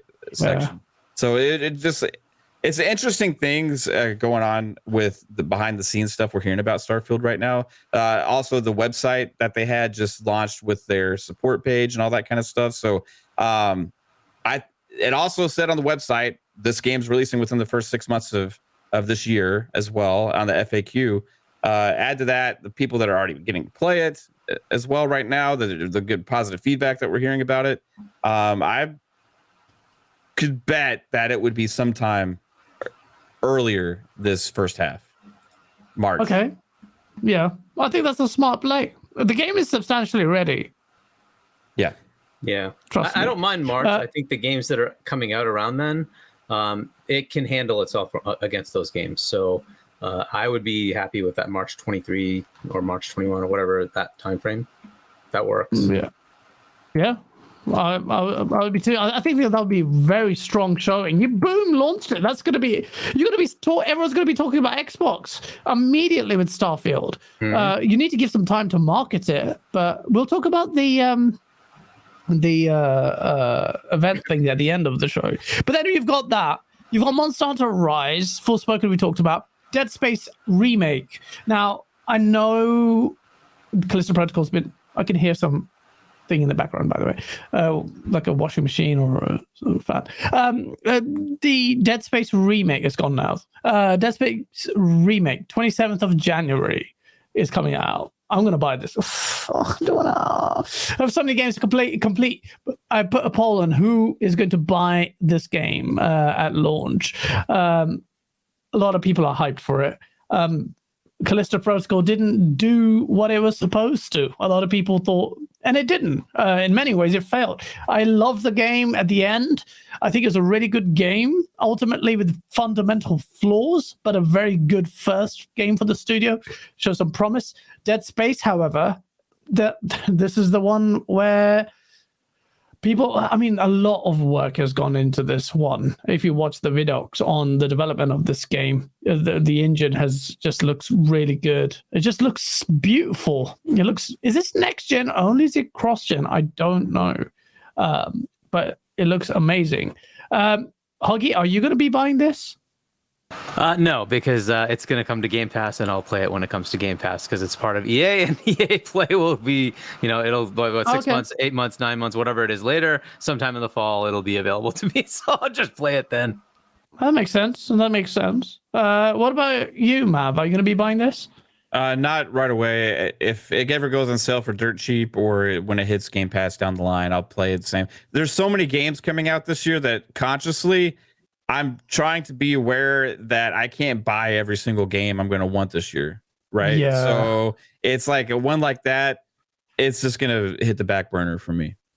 It is a game I will try, but you're right. Especially a remake is harder to justify when money is finite. It's just like, and well, time. Not only that, but time. Yeah, time is like even going to be more valuable this year with games. Because I mean, even with like Diablo and Starfield and games like that, you could just put hundreds of hours into those. Yeah, I mean, this is a beautiful looking game. Asa, are you going to buy this? You like your horror games? If it's EA publishing it, then I'll have it on my silly PC subscription. So no, I'm not going to buy it. I will have access to it on the PC, on the subscription, and I'll play it like that. If it was not the case, if I did not have a subscription service to play it on,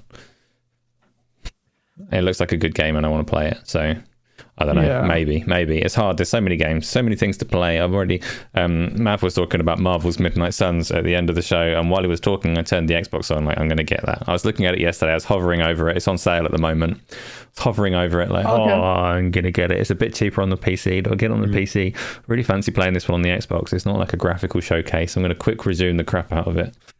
Do I press buy? And it's difficult because it's like £46, I think. Which is still not massively cheap, but I think it's 33 quid on the PC if you get it on Steam. There's a lot to play. Like, I've just finished God of War and got a world of games open up to me, and obviously I'm spending a lot of time in my VR and on my treadmill as well. So Dead Space is definitely one, even though I'm going to have access to it within a subscription that I already have, I might not be able to play it straight away. So would I buy it? Okay. Probably not straight away, but I will definitely play it at some point. Yeah, I think we're all on the same panel. I think the poll I've asked is just if they're going to buy it close at launch. 34% out of 122 votes have said they would buy it. Most will wait, I assume. So yeah, I mean, that's good. Shout out to 505 people watching. Smash that like button. What else is coming out in Jan? You've got Age of Empires Definitive Edition. Apart from Zorka, no one really cares about it, I guess. And Mav, fine. But what else is there in Jan? I think that's Jan pretty much covered. Fire Emblem for Switch. I don't know if that's coming out in Jan. I think it was, yeah. But then you've got February, and you've got this is where the big ones start to really come. Hogwarts Legacy is a game it's going to do big numbers. It's been quite divisive. A lot of people like boycott it or whatever. We won't talk about that here. But I think that game is going to sell really well. Is that a game you are going to buy, Hoggy? Are you even I already pre-ordered it. I pre-ordered it, and I bought I think we were talking about in chat. I don't know if you were there yet, Kaz, but I bought the higher cost edition, and it included the Xbox One version, which has been delayed, and so that it canceled my pre-order. I was like, what the heck are you doing? So I pre-ordered again. So no, I already have it pre-ordered. Yes, that is one of my my top games of the year that I'm looking forward to. My top game, I know people aren't gonna like it. It's Zelda. I don't care. It's Starfield and Redfall are all great, but it's Zelda. That is an absolute. I'm going to play that the day it comes out. And you will catch me on the Switch. I don't know if I'll be on Xbox for a while, but yeah, that game is my top like hype game.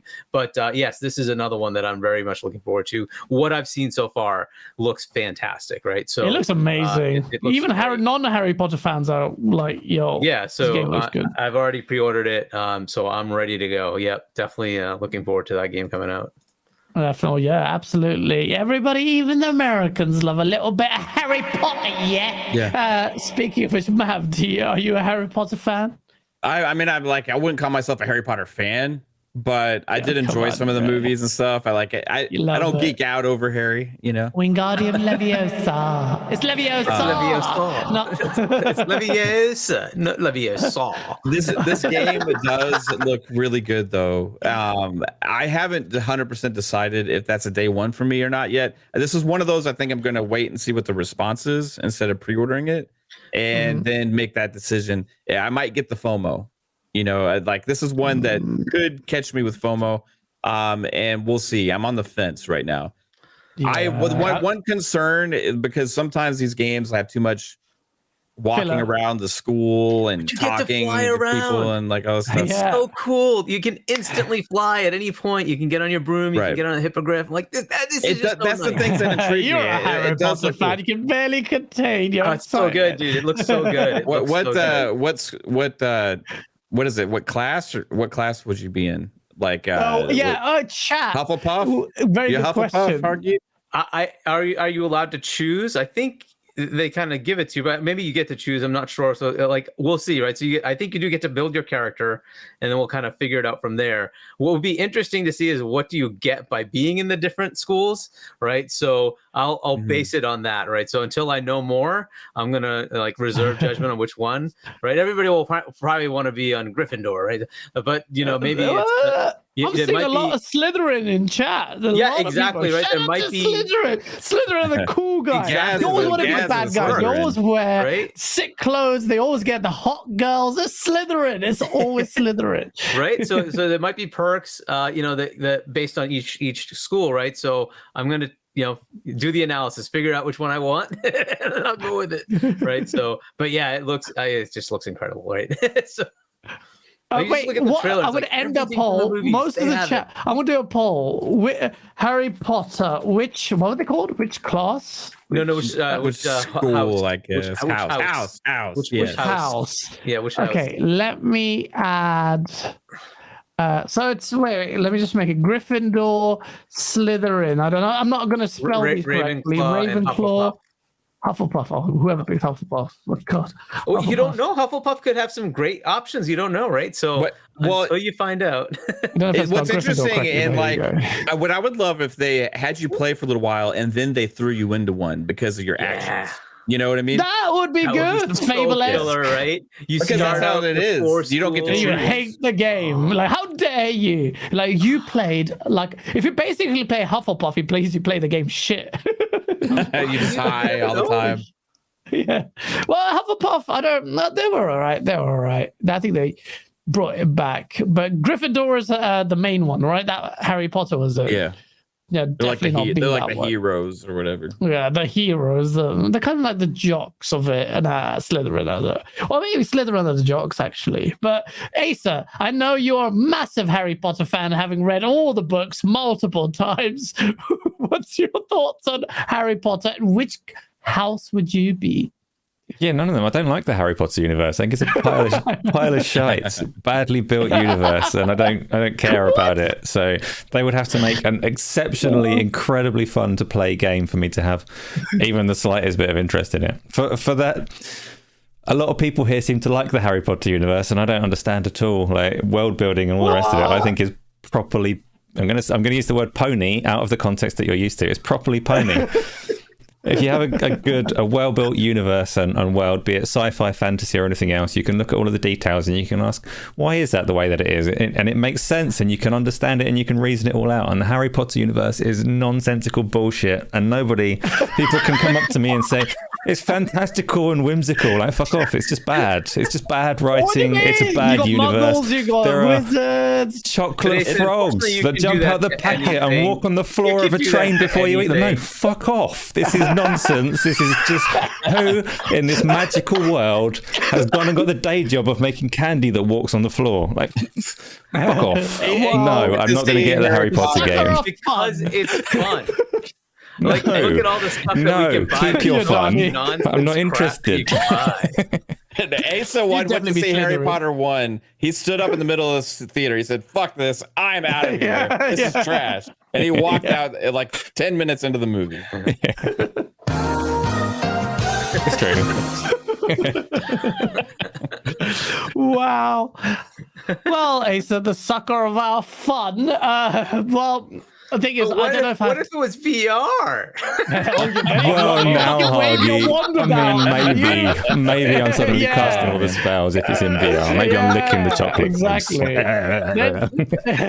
You'd be fucking casting those spells all day. I know for a fact. Great question. Great question. Great point, Hargeet. So we're at almost 100 votes because I assume the other 400 don't know what the hell we're talking about. Gryffindor's winning by 1%. Sucks. Slytherin coming second. Ravenclaw third. Hufflepuff fourth with 14. That's actually very accurate. Kind of like how the performance of those houses based on for people who don't know, like the Hufflepuff, the Fantastic Beasts series, that main character Newt Scamander, he is a Hufflepuff, right? So just to give you a context, there are plenty of people you probably know. The one where they win the chalice, the cop, the movie, the main guy for prisoner of Azerbaijan. No, Azerbaijan. No. The one where he ends up meeting Voldemort, where they're all contestants. Various different schools contest to win the Goblet of Fire. The Goblet of Fire, yeah. In that one, the main character for Hogwarts is Cedric Diggory. I think he's a Hufflepuff. I think so. Right. So there are characters. So it's it's like they're not all losers, right? So just to keep that. Like, everybody seems to think Hufflepuff is losers. Like no, they actually. I'm gonna get Hufflepuff stands against me as well. So they're gonna be like calling me piece of shit. Then I have to rap against Hufflepuff. It could be that Hufflepuff gives you a better ability to work with animals or something. I don't know. I have no idea, right? So until we get the game, we're not really gonna know. So yeah. Sully, what the fuck? I'm not judging you for your choices. Splendor goes, they're all losers. That's according to Asa, right? Exactly. Yeah. That's coming out. Hogwarts Legacy. I don't know if I'll buy it because day one, because it's a kind of game that requires you to sink time, and I don't like those games.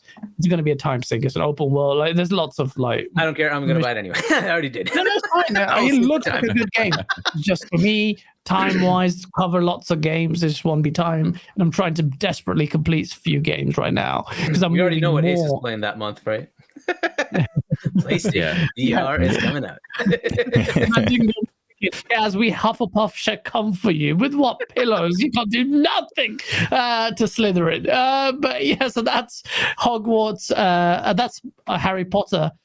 In when is it? May?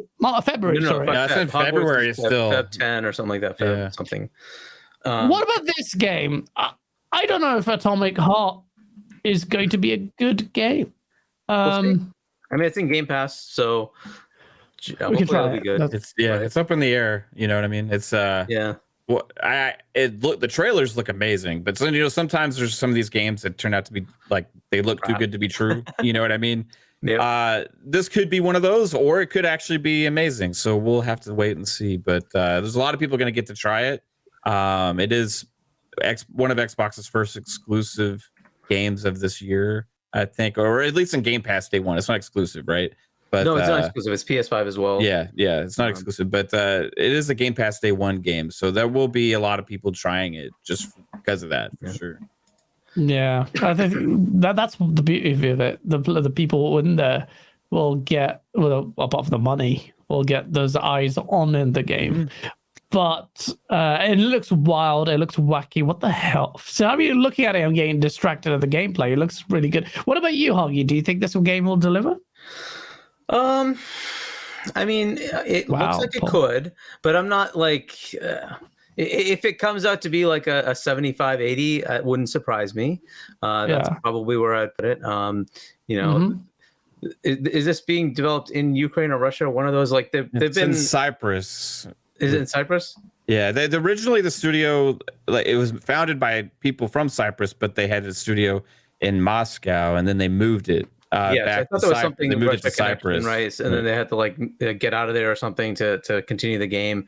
And Microsoft is not doing, like, they made the statement they're not going to do any work with Russia or something, right? So that kind of made it tough. So they had to get out of there to continue this and actually continue the relationship for the Game Pass thing. So, I don't know. So it could be that it worked well and they were able to develop what they wanted. It could be that it got some development hell because of that. So we'll see how that comes out, right? So hopefully they were able to make the game they want. Again, the trailers looked very interesting, so, sort of like some Bioshocky feel.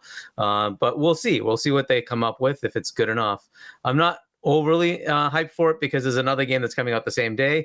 But if you want to get to Asa, and then I'll come back to that. Yeah, no, we'll definitely will to Asa. You talked about this vertical slice, and this, you held this game as an example of one where you'll be a little bit wary of it because you haven't seen enough organic gameplay. Two concerns. One of them is that it is coming out on the previous gen as well, so Xbox One and PlayStation 4. And you look at all the physics and interactions going on, and it makes you question, is it really coming out on those consoles? But apparently it is. The biggest concern that I have, and I will say first, like, positively, the trailers that they are showing, like Hargeet said, they look incredible, and it's not just the gameplay perspective, but somebody there clearly has a talent for the art direction of that game and the universe. But the concern that I have is that the trailers that they showed 4 years ago also looked phenomenal. And they obviously didn't have a game 4 years ago. So if they know how to fake a trailer in that way, then I question the legitimacy of the more recent trailers. Because the game has looked this good for 4 years. So what they're actually going to deliver and whether it's going to live up to what we've seen, I wouldn't be confident myself personally right now. But we can hope, and it's on Game Pass, and we can try it. And you never know. If it does live up to the trailers that we've seen, if it's got all of that going on, it'll be a phenomenal game. I'm just not yet convinced that it will. One thing these trailers can never tell us either is how a game feels. Yeah, right? Exactly. And that's very important. Yeah, but the gameplay feeling and how floaty the gun and the powers is going to be be very important for this game. You're right. How fast you switch the powers, and will there be like, you need to have this power for the to take on that, and that power for that, and stuff like that, right? I mean, all that kind of matters. And how well it flows. Right. Yeah, the flow of it's really important. Even down to, like, remember with Gran Turismo, and the menus were being a problem because it just ruined the flow experience. Before we go to the next game, the one that you alluded to, Hargeet, I want to quickly reach these super chats. Daddy Passion Official, shout out to you, bro. Thank you for the $2 super chat. Will Forsaken be better than Higher Life? That's a very good question, because if it scores worse than Higher Life, which is not that high, 73 or something, I don't know. That will be a massive L. Just on the PlayStation side, I'd like to see it. I like to see it just for the theatrics, but I don't wish bad on the developers. Juan with a DOP 250. I don't know what DOP is from, but no, I don't know. Remember the whole High on Life mess on Metacritic? I think we should find another way to rate games. By the way, I think Forspoken looks generic. I do agree with you. One of the things we didn't get was enough. What he's alluding to, chat, is the lack of reviews. We hardly had any for High on Life, a game that was the biggest Game Pass game. Everyone was talking about it. Big on PC, overwhelmingly positively rated on Steam, and all you had was a handful. I think now 30 or so reviews. Finally, they started coming in way after people started playing them. So like for 2-3 days of the game came out, High on Life only had like 17 reviews, and we were talking about it. And then people reviews like, oh shit, people care about this game. Let's do it. But we cared because we liked it. Was there a disconnect? Who knows? But yeah, that it's. As to whether or not we should find another way to rate games, we'll have to devise a system, but everyone understands pretty much what Metacritic is because of the premise of it. Aggregation there of score. Splendor first, thank you so much for the $2 super chat. Ace says the only sane one on this panel today. Yeah, Splendiferous knows. Wow, Splendiferous. Wagwan, Splendiferous gonna chuck us down. They'll throw us under the tracks. That's so deep. I thought we were friends. Dead Headley, thanks so much for the £4.49 super chat. He goes Forsaken or Forspoken has to compete with Hogwarts PS5 marketing. I don't think Sony are expecting it to hit. If it launches on PS Plus, it might do better. Yeah, Forspoken might actually do better. Well, definitely will do better on PlayStation Plus because the quality's up there. People aren't trying it. PlayStation guys will be like eager to know how it performs, but it's not something they're going to go out and buy, in my opinion. Maybe in Japan, I don't know. Alvin, thank you for the $5 super chat. Biggest February game no one talks about is Destiny Lightfall. Witch Queen last year had over 1 million pre-ordered alone. I mean, he's not wrong, right? It is going to attract a lot of those Destiny fans back. But look, it's a live service game. It's like saying Fortnite has a new season. Yeah. Yep. Yeah. Thank you. That happens all the time. I mean, I don't necessarily care. So, like for those who are playing Fortnite, good for you. But it's true though. He's right though. The numbers are there. I guess we never talk about it. But Destiny, I don't know, man. It's the same game. You just. I mean, I guess equivalently, if Halo Infinite suddenly decided, hey, we actually have more campaign content. Yeah, I would be excited. You're right. So maybe I should be.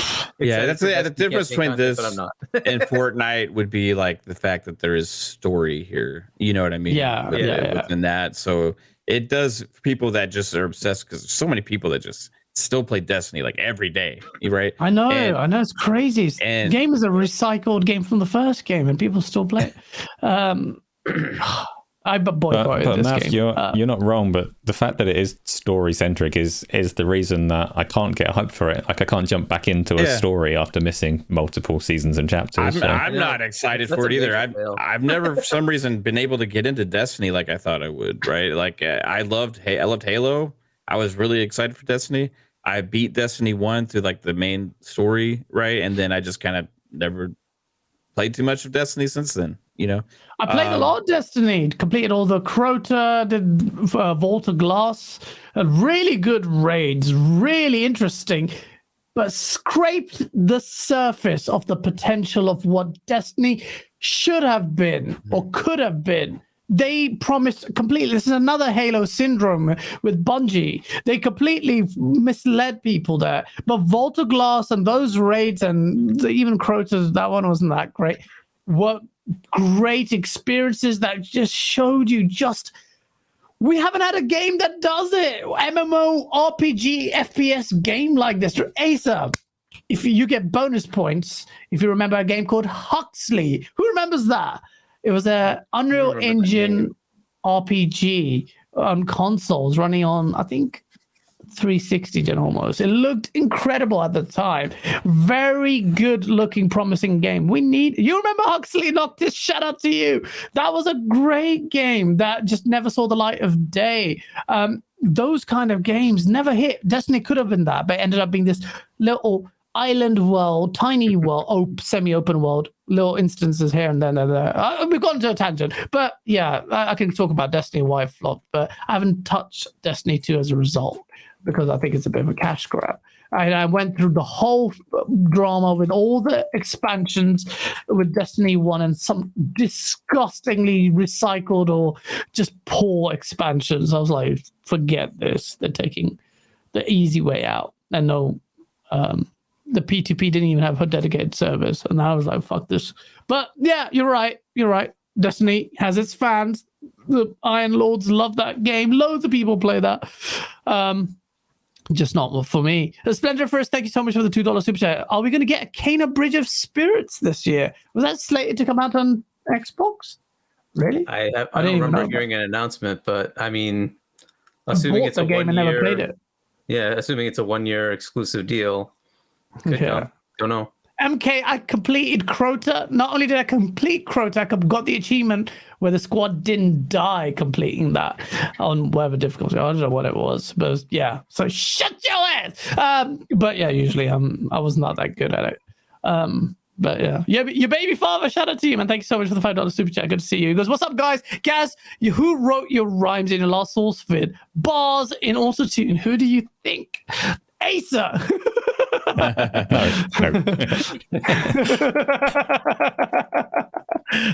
Rel with a $2 super chat. He goes, Destiny is the best game with a story in PvP. Shame it doesn't tell the story in the game. This is the problem with Destiny 1. So it still doesn't tell the story. Grimoire cards. So you have to go they got the read stuff. Expansions. They tell you, bro, the Grimoire cards keep. Do the expansions go into story? Because my main complaint with that is like you take Halo. Halo, you have Master Chief, you have Cortana, you actually have like a protagonist you can care about. Whereas in Destiny, I didn't give a crap about any of the protagonists. Like I just don't care. There's nothing pulling me towards them. You're just in there fighting. That's the it. Destiny will probably tell the smaller story, but if you if you read the Grimoire cards and follow the lore. It's actually really deep. It's like very similar to Halo in what they do, in that they have this really big, like intricate universe with some really interesting stories about the witches and what happened and the worms. There's just really cool sci-fi tropes that they never seep into. Very disappointing because you look at Halo 4 and at least it had an emotional story that kept you going. 5 just fell flat, right? Yeah. And Halo Infinite still, it gave you a nice engaging story, emotional, right? You kind of went through it, except it abruptly stopped, right? And so at least it was something. I disagree with all that, but right? Yeah. Well, compare that to Destiny. I mean, been my problem. I'm not sitting there to read. I don't care. I don't want show me the story. Sure. I'm playing the game. Show me. That's like Elden Ring being nominated for best narrative. It is so. The narrative is like out of this world, right? So I'm trying to think of, would you actually say that, right? Like it's very nonsensical at times, but yes, there is a narrative, but it's mostly about like the set pieces, right? Destiny though, that's a very difficult problem to solve in a multiplayer game because like you are the protagonist, you're also not, because everybody else is playing it. It's by its very nature a multiplayer game. It's something that World of Warcraft has struggled with for over a decade, where they're like, oh, the player's the hero, but actually you're one of like a million heroes, so you're really important. And then they kind of tried to address your concerns though by bringing in like characters and making it more story driven with your Thrall and whatever the other characters. I can't even remember their names anymore. And then you felt less important as a player because there were characters, but you weren't really one of them.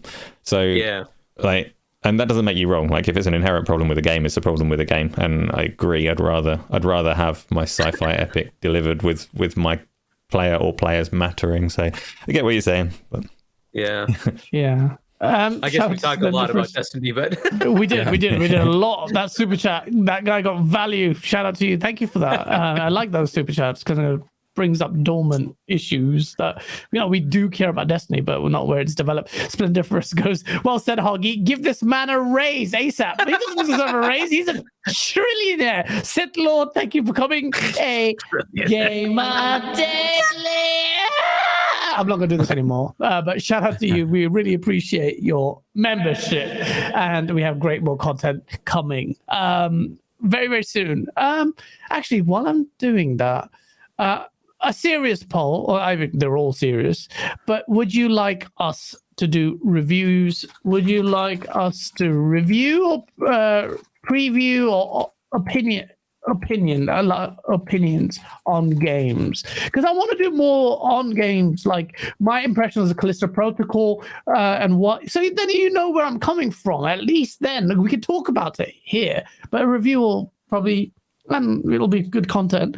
Yes, no, please just let us know, because we really want to get more content to you. So it'd be good to get whether you give a shit about what we think about that before. Just don't let Asa review any stealth games, please. Like when that Splinter Cell remake comes out, Asa better not see his name on the review. Okay? There's like probably at least 6 people out there that are with me on the stealth issue and would love to hear my opinion, so they can decide how much they hate a given stealth game. That doesn't mean that we couldn't do something where we all give an opinion, right? So that is a potential, right? So we could say what Gaz thought, what I thought, what Asa thought, right? That way we can get a balance, right? So if you are coming from an Asa perspective, you'll understand what. And that way, we've all of you played have that to buy game, PlayStation VR 2 so that we can like cover them properly. No.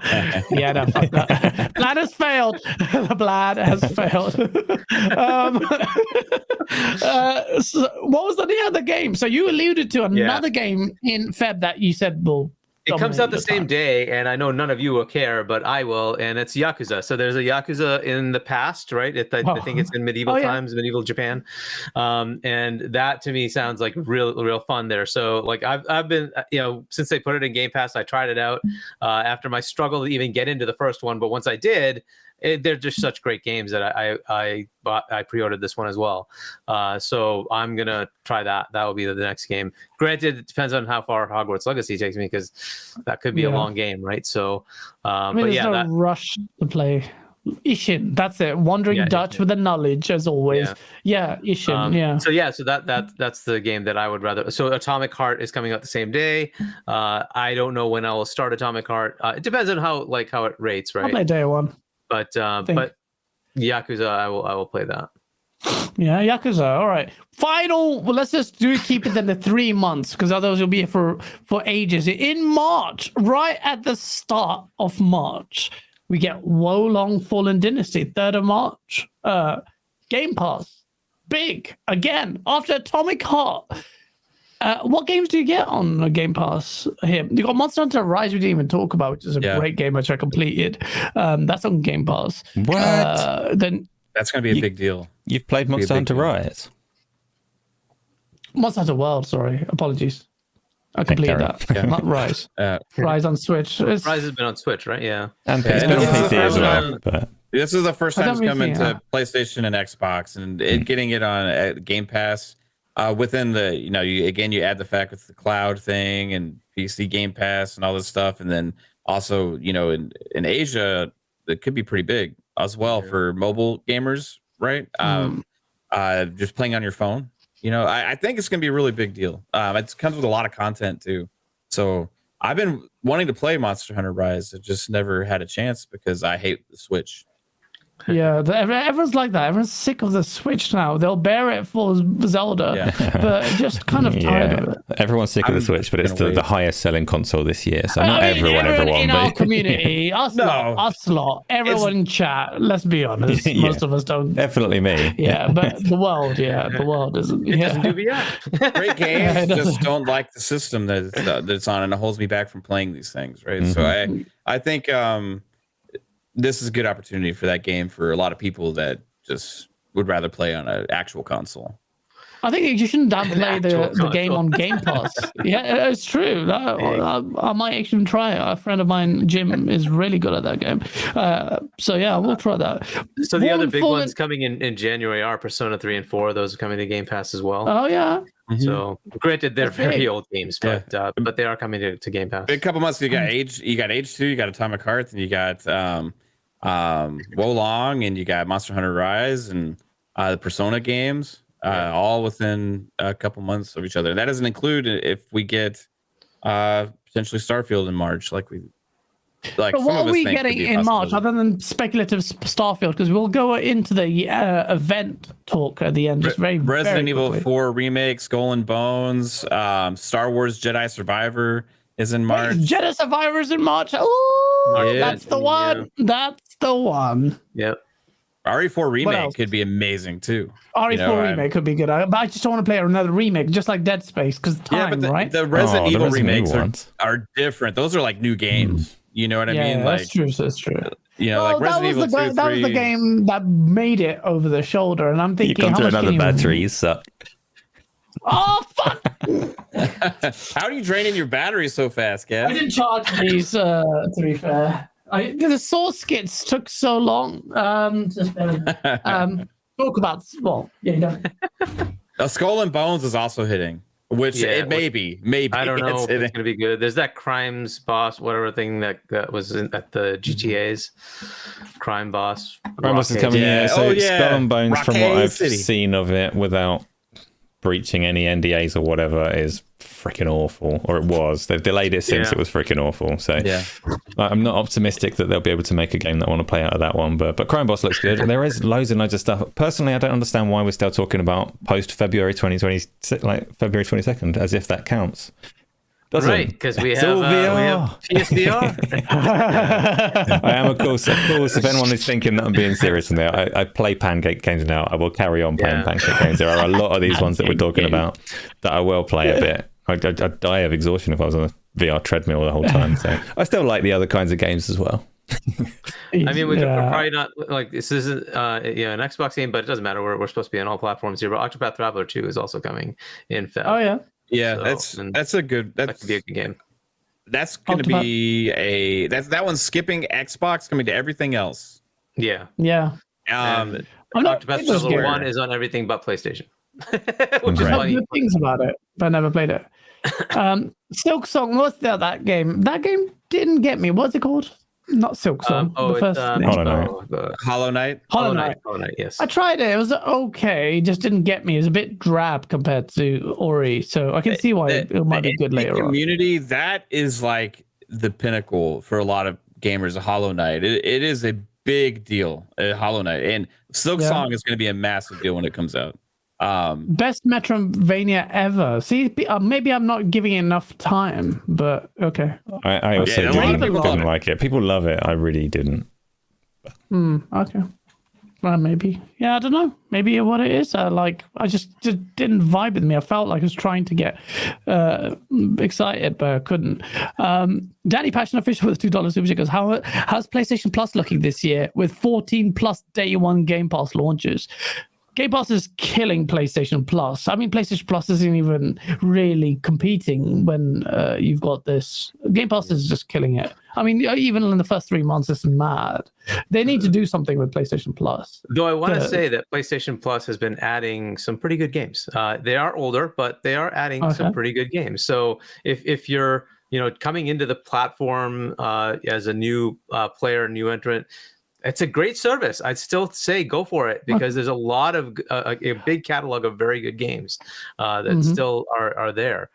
So it's not useless. There's a lot of good games there. There is, and at the moment there's a lot of overlap, and I hope this continues. But there's a lot of overlap between the games, the bigger games in terms of third parties. It's the same publishers that are willing to talk to both, and this could all fall apart if Sony start making Sony deals and trying to block that from happening elsewhere. But Microsoft haven't been doing that. If Microsoft negotiate a Yakuza game and put it on Game Pass, then it's also perfectly fine for it to go to PlayStation Plus, and they typically do. So the same third parties are talking to both and putting their games on both.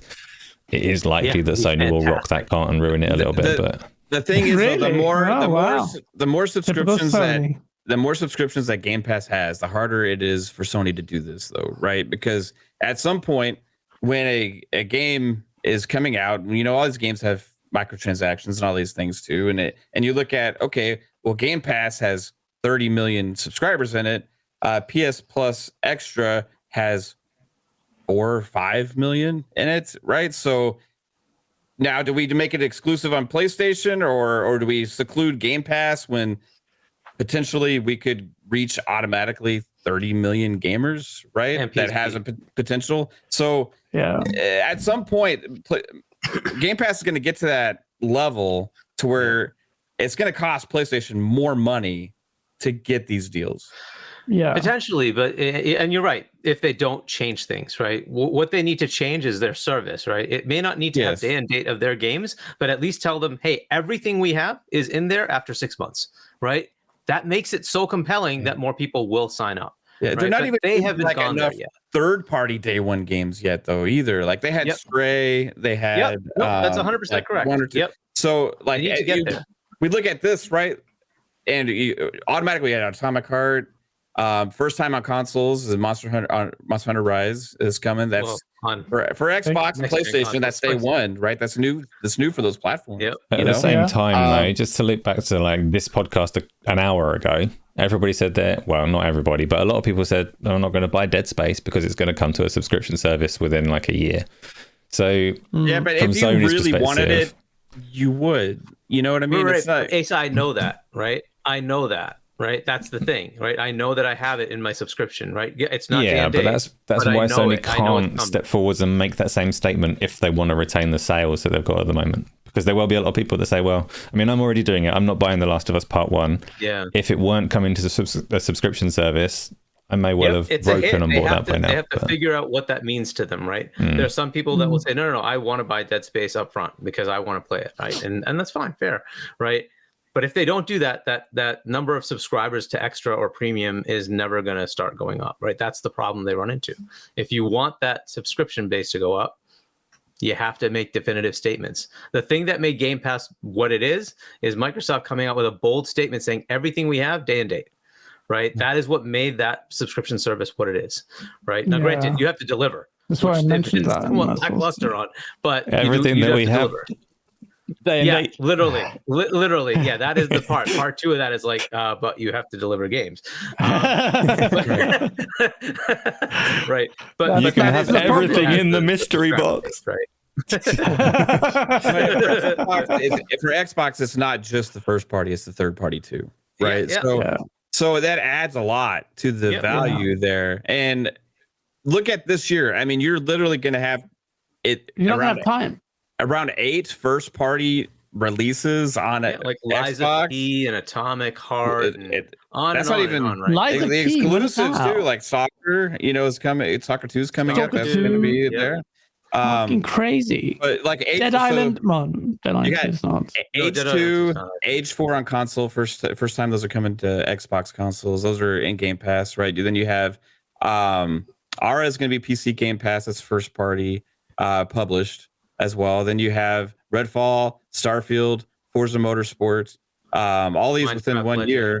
Minecraft Legends, GoldenEye, if you want to count that or whatever. But then you also have who knows what's for the second half. That's all supposed to be like potentially first half of the year. Right? But I mean, that is a third-party game is Darktide, right? That's another one that is coming Game Pass. Darktide, right. But don't laugh at GoldenEye, Nix. Although, people play for it now and forget it. That is an excellent point, but it's that tipping point, right? It had to have enough subscribers to make it worth it, right? So that Microsoft would say, "Hey, we're going to get this much value. We'll give you this much money to go get that third-party, game in Game Pass." And that's why things going to get more expensive for PlayStation. Because they have more negotiating power between, okay, do you want to accept this Game Pass deal? Or if your PlayStation's trying to say, well, we're going to do this marketing contract, but you can't put your game on Game Pass. Well, that's going to have some of those people actually maybe, whoa, hold on now. Like, what if we want to do that? Because look, there's like 30 million now, but after this year, we could see an explosion. They've done this without a lot of big first party games. And if Starfield hits, if Redfall hits, if Forza Motorsport hits, and then all this other stuff that we talked about, including those third parties, this is going to be a crazy dominant year, constant of conversation. And then add on top of that, if this ABK deal actually closes and the whole like Activision backlog pops in there, and then now the next Call of Duty will be in there, or whatever perks are going to do for Game Pass. Blizzard backlog gets in there. Blizzard, there's a lot of stuff, right? The narrative, the mind share is really important. And they, like we talked about earlier, they had a 12% swing already this generation compared to last, where last generation, if you look at the global numbers, it was 70-30 between PlayStation and Xbox. This generation is 58-42. That's without the first party hitting yet. And 2 platforms where hardware is most important on PlayStation than Xbox. So you add all of this stuff in there, it's like, holy crap, this mind share is really going to start taking hold, and I think this year is marking that new era where that's nice poll there, buddy. What did Fonz, you don't need to be a member. It's just like being members to each other's channels. Don't have to be a member. But shout out to you. The poll is accurate as hell. What's wrong with Grounded? Grounded's fun. No, I'm just trolling Cole. I just like trolling him. Daddy Passion Official, thank you for the $5 super check. I've only got 2 games on my buy list of 2023 thanks to Game Pass. Those are Resident Evil 4 and Jedi Survival. Game Pass all day, baby. Redfall, Starfield, Lies of P, and more. In fact, do we need to go to what else just in March? I mean, we've talked about Wolong. What else is coming out in March? So is that's RE, right? I think that's RE for Remake. Yeah. That's Star Wars Jedi Survivor. There's Skull and Bones. Dead Island 2. I think it's later. I think Dead it was later? April. I think that's later. Yeah, it's April. Yeah. Is it April? Oh, okay. For those wanting it, Last of Us Part 1 on PC Flintlock Arc comes out in March as well. What comes out in March? Last of Us Part 1. Oh yeah, no one gives a shit about that. I know you don't want to talk about these other months, but like May and June is like Legend of Zelda, Suicide Squad, Street Fighter 6, Diablo 4, and Final Fantasy 16. Yep. Just in those 2 months. Fucking crazy. That 2 months kills the whole of 2022, even almost pretty much. Right? Well, in terms of AAA multiplayer, that's insane. We have so much. We have a lot to talk about. It's going to be fun to cover these games. They're just trying to find time to play them. I was going to talk about the event stuff, but I'm not going to do that because, well, rumors are suggesting that, the show is definitely happening. I'm sure it is, but let's reserve that for when it's closer to whenever an announcement's made. You probably will hear about it Monday, Tuesday, I don't know, but expect it because it's freaking 7th of Jan. So educated guess, I don't know anything. I'm just saying January, Monday, Tuesday, you'll probably hear about the shows. Risk it for the biscuit with a $3 super chat. Can't say too much, but Skull and Bones don't do it. Yeah, because of the NDAs. Yeah. I mean, when I was talking to my friend who was working on it, he said development was fine, but when they did release it, people were like, nah, shit. So they're like, all right, we're delaying it. So let's see how that Skull and Bones turns out. But ladies and gentlemen, we've gone past the 2-hour mark, and it's been a really good show. I like this format of talking about games, and interacting with the chat, with the polls, and hopefully soon with our Tuesday show, where we can really vocally hear some of you. Hopefully Ray joins us as well. But yeah, wow. Can you imagine that? That would be mute button all the time, dude. Yeah, so yeah, shout out to everyone in chat. Please hit that like button. It helps us out massively. We're going to say goodbyes, but before we do, we'll do the usual, the outros. Hargeet Chani, we played Halo Infinite yesterday co-op. It was actually a lot of fun. That game should have freaking been delayed until co-op existed, Forge existed, or Forge was like 6 weeks later. I mean, that game launched pretty damn well. As far as the gameplay is concerned, it's so strange to me that no one's expressed that opinion until now when Hargeet finally brings it up. I fought you on this, Gaz, before Halo Infinite launched, right?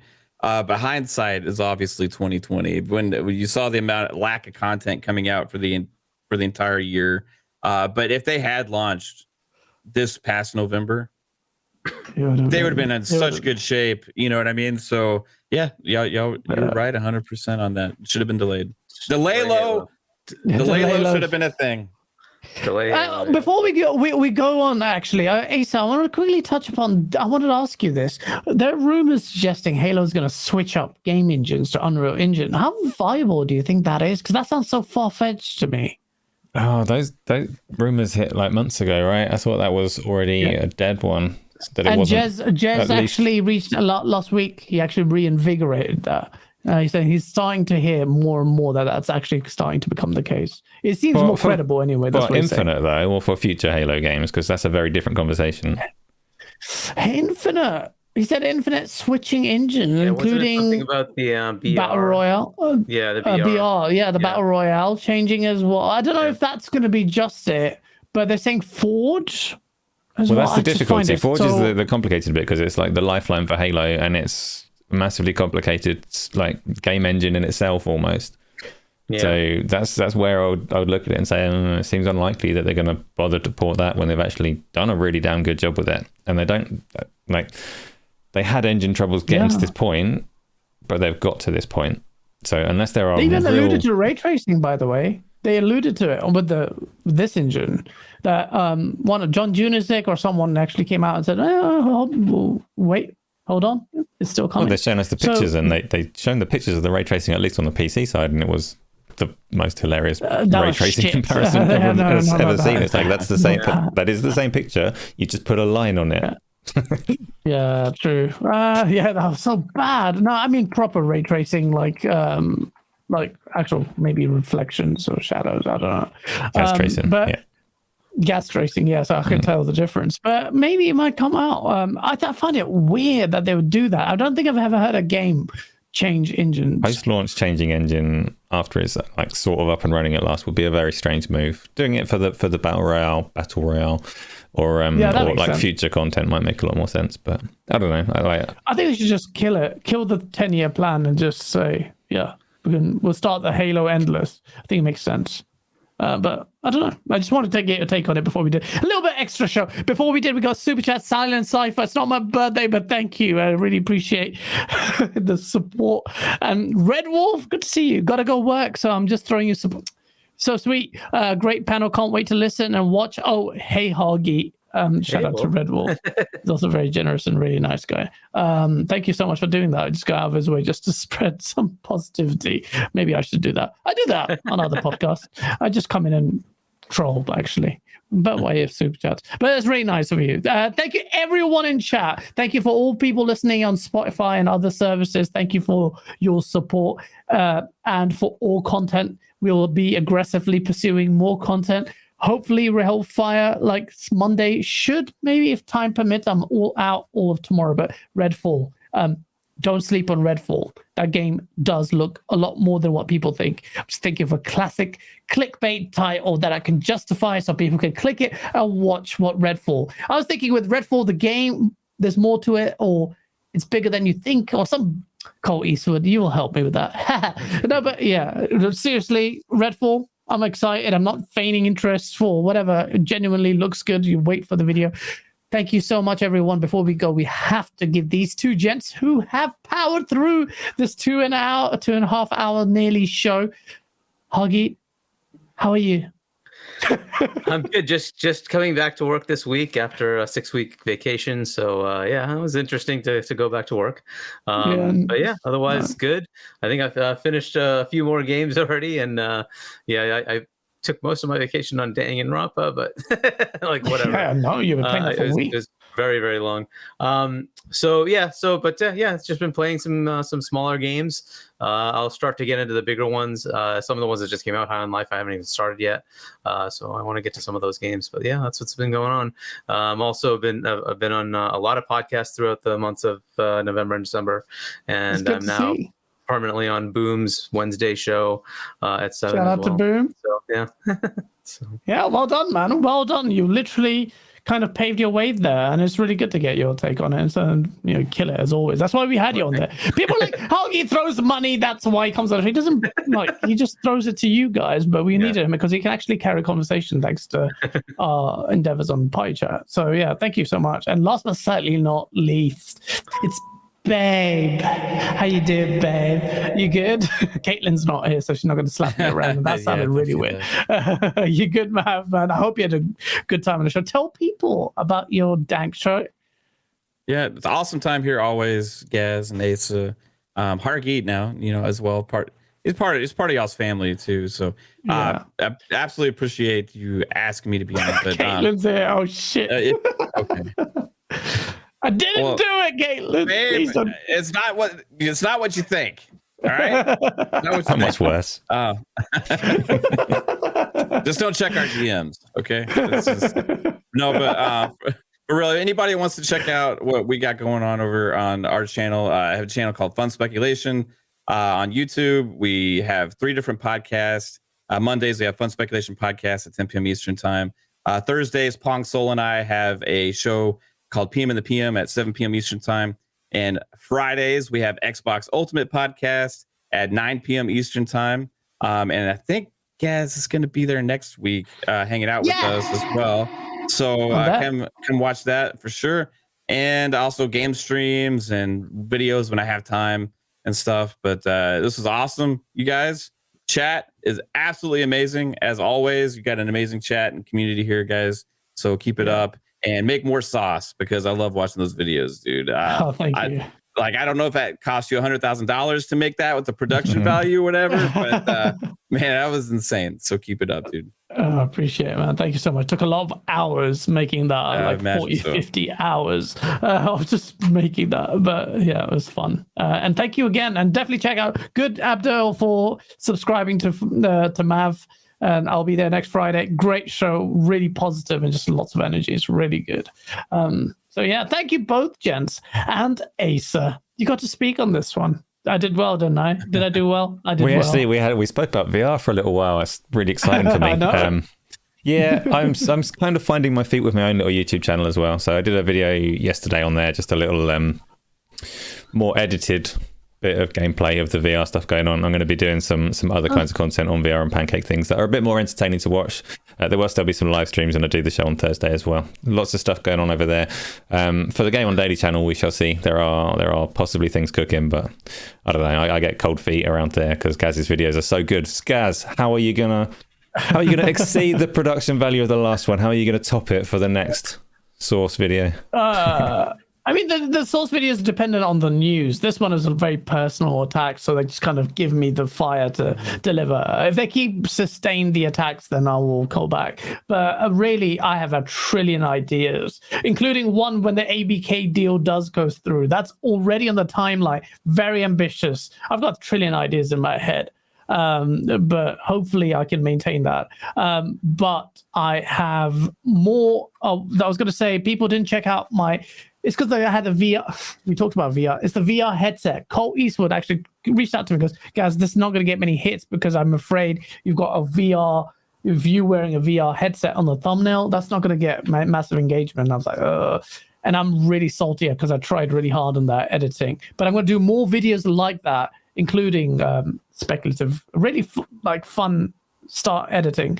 Source will be reserved more for events, I think, like big events, ABK and stuff. I think that's better instead of forcing a narrative. So there's that. Redfall, I want to cover more games. My impressions of games. I recorded so much Callisto Protocol. It took so many gigabytes of my stuff. I didn't release the video on time. Just got busy, so I'm salty. Hopefully more games, more content, more top 20 games and lists like that. Not just for the shit. I don't want to churn out shit. We don't do that here. So it will be high production as possible. And I hope to, very grateful for all your support. Everyone, you guys deserve great content. So I hope we live up to that. So thank you so much. Please do check out GameOnDaily.com, the website. We don't sell it enough. We're ourselves a bit apathetic in promoting it. So it's really shit of us, but it will be it's a very good site, updated daily it's an aggregation platform. You need to use it if you want to be abreast with the news. And we will be plugging that in and very, very strongly in our Tuesday show. Whenever it's ready, I need to chat to you about that, Asa. But yeah, thank you so much. I blabbered on too long. Everyone fell asleep. Hit that like button on the way out, people, if you enjoyed the show. And we will be striving in 2023 to deliver better content than you have ever seen on this channel before. Thank you. Take care. Peace.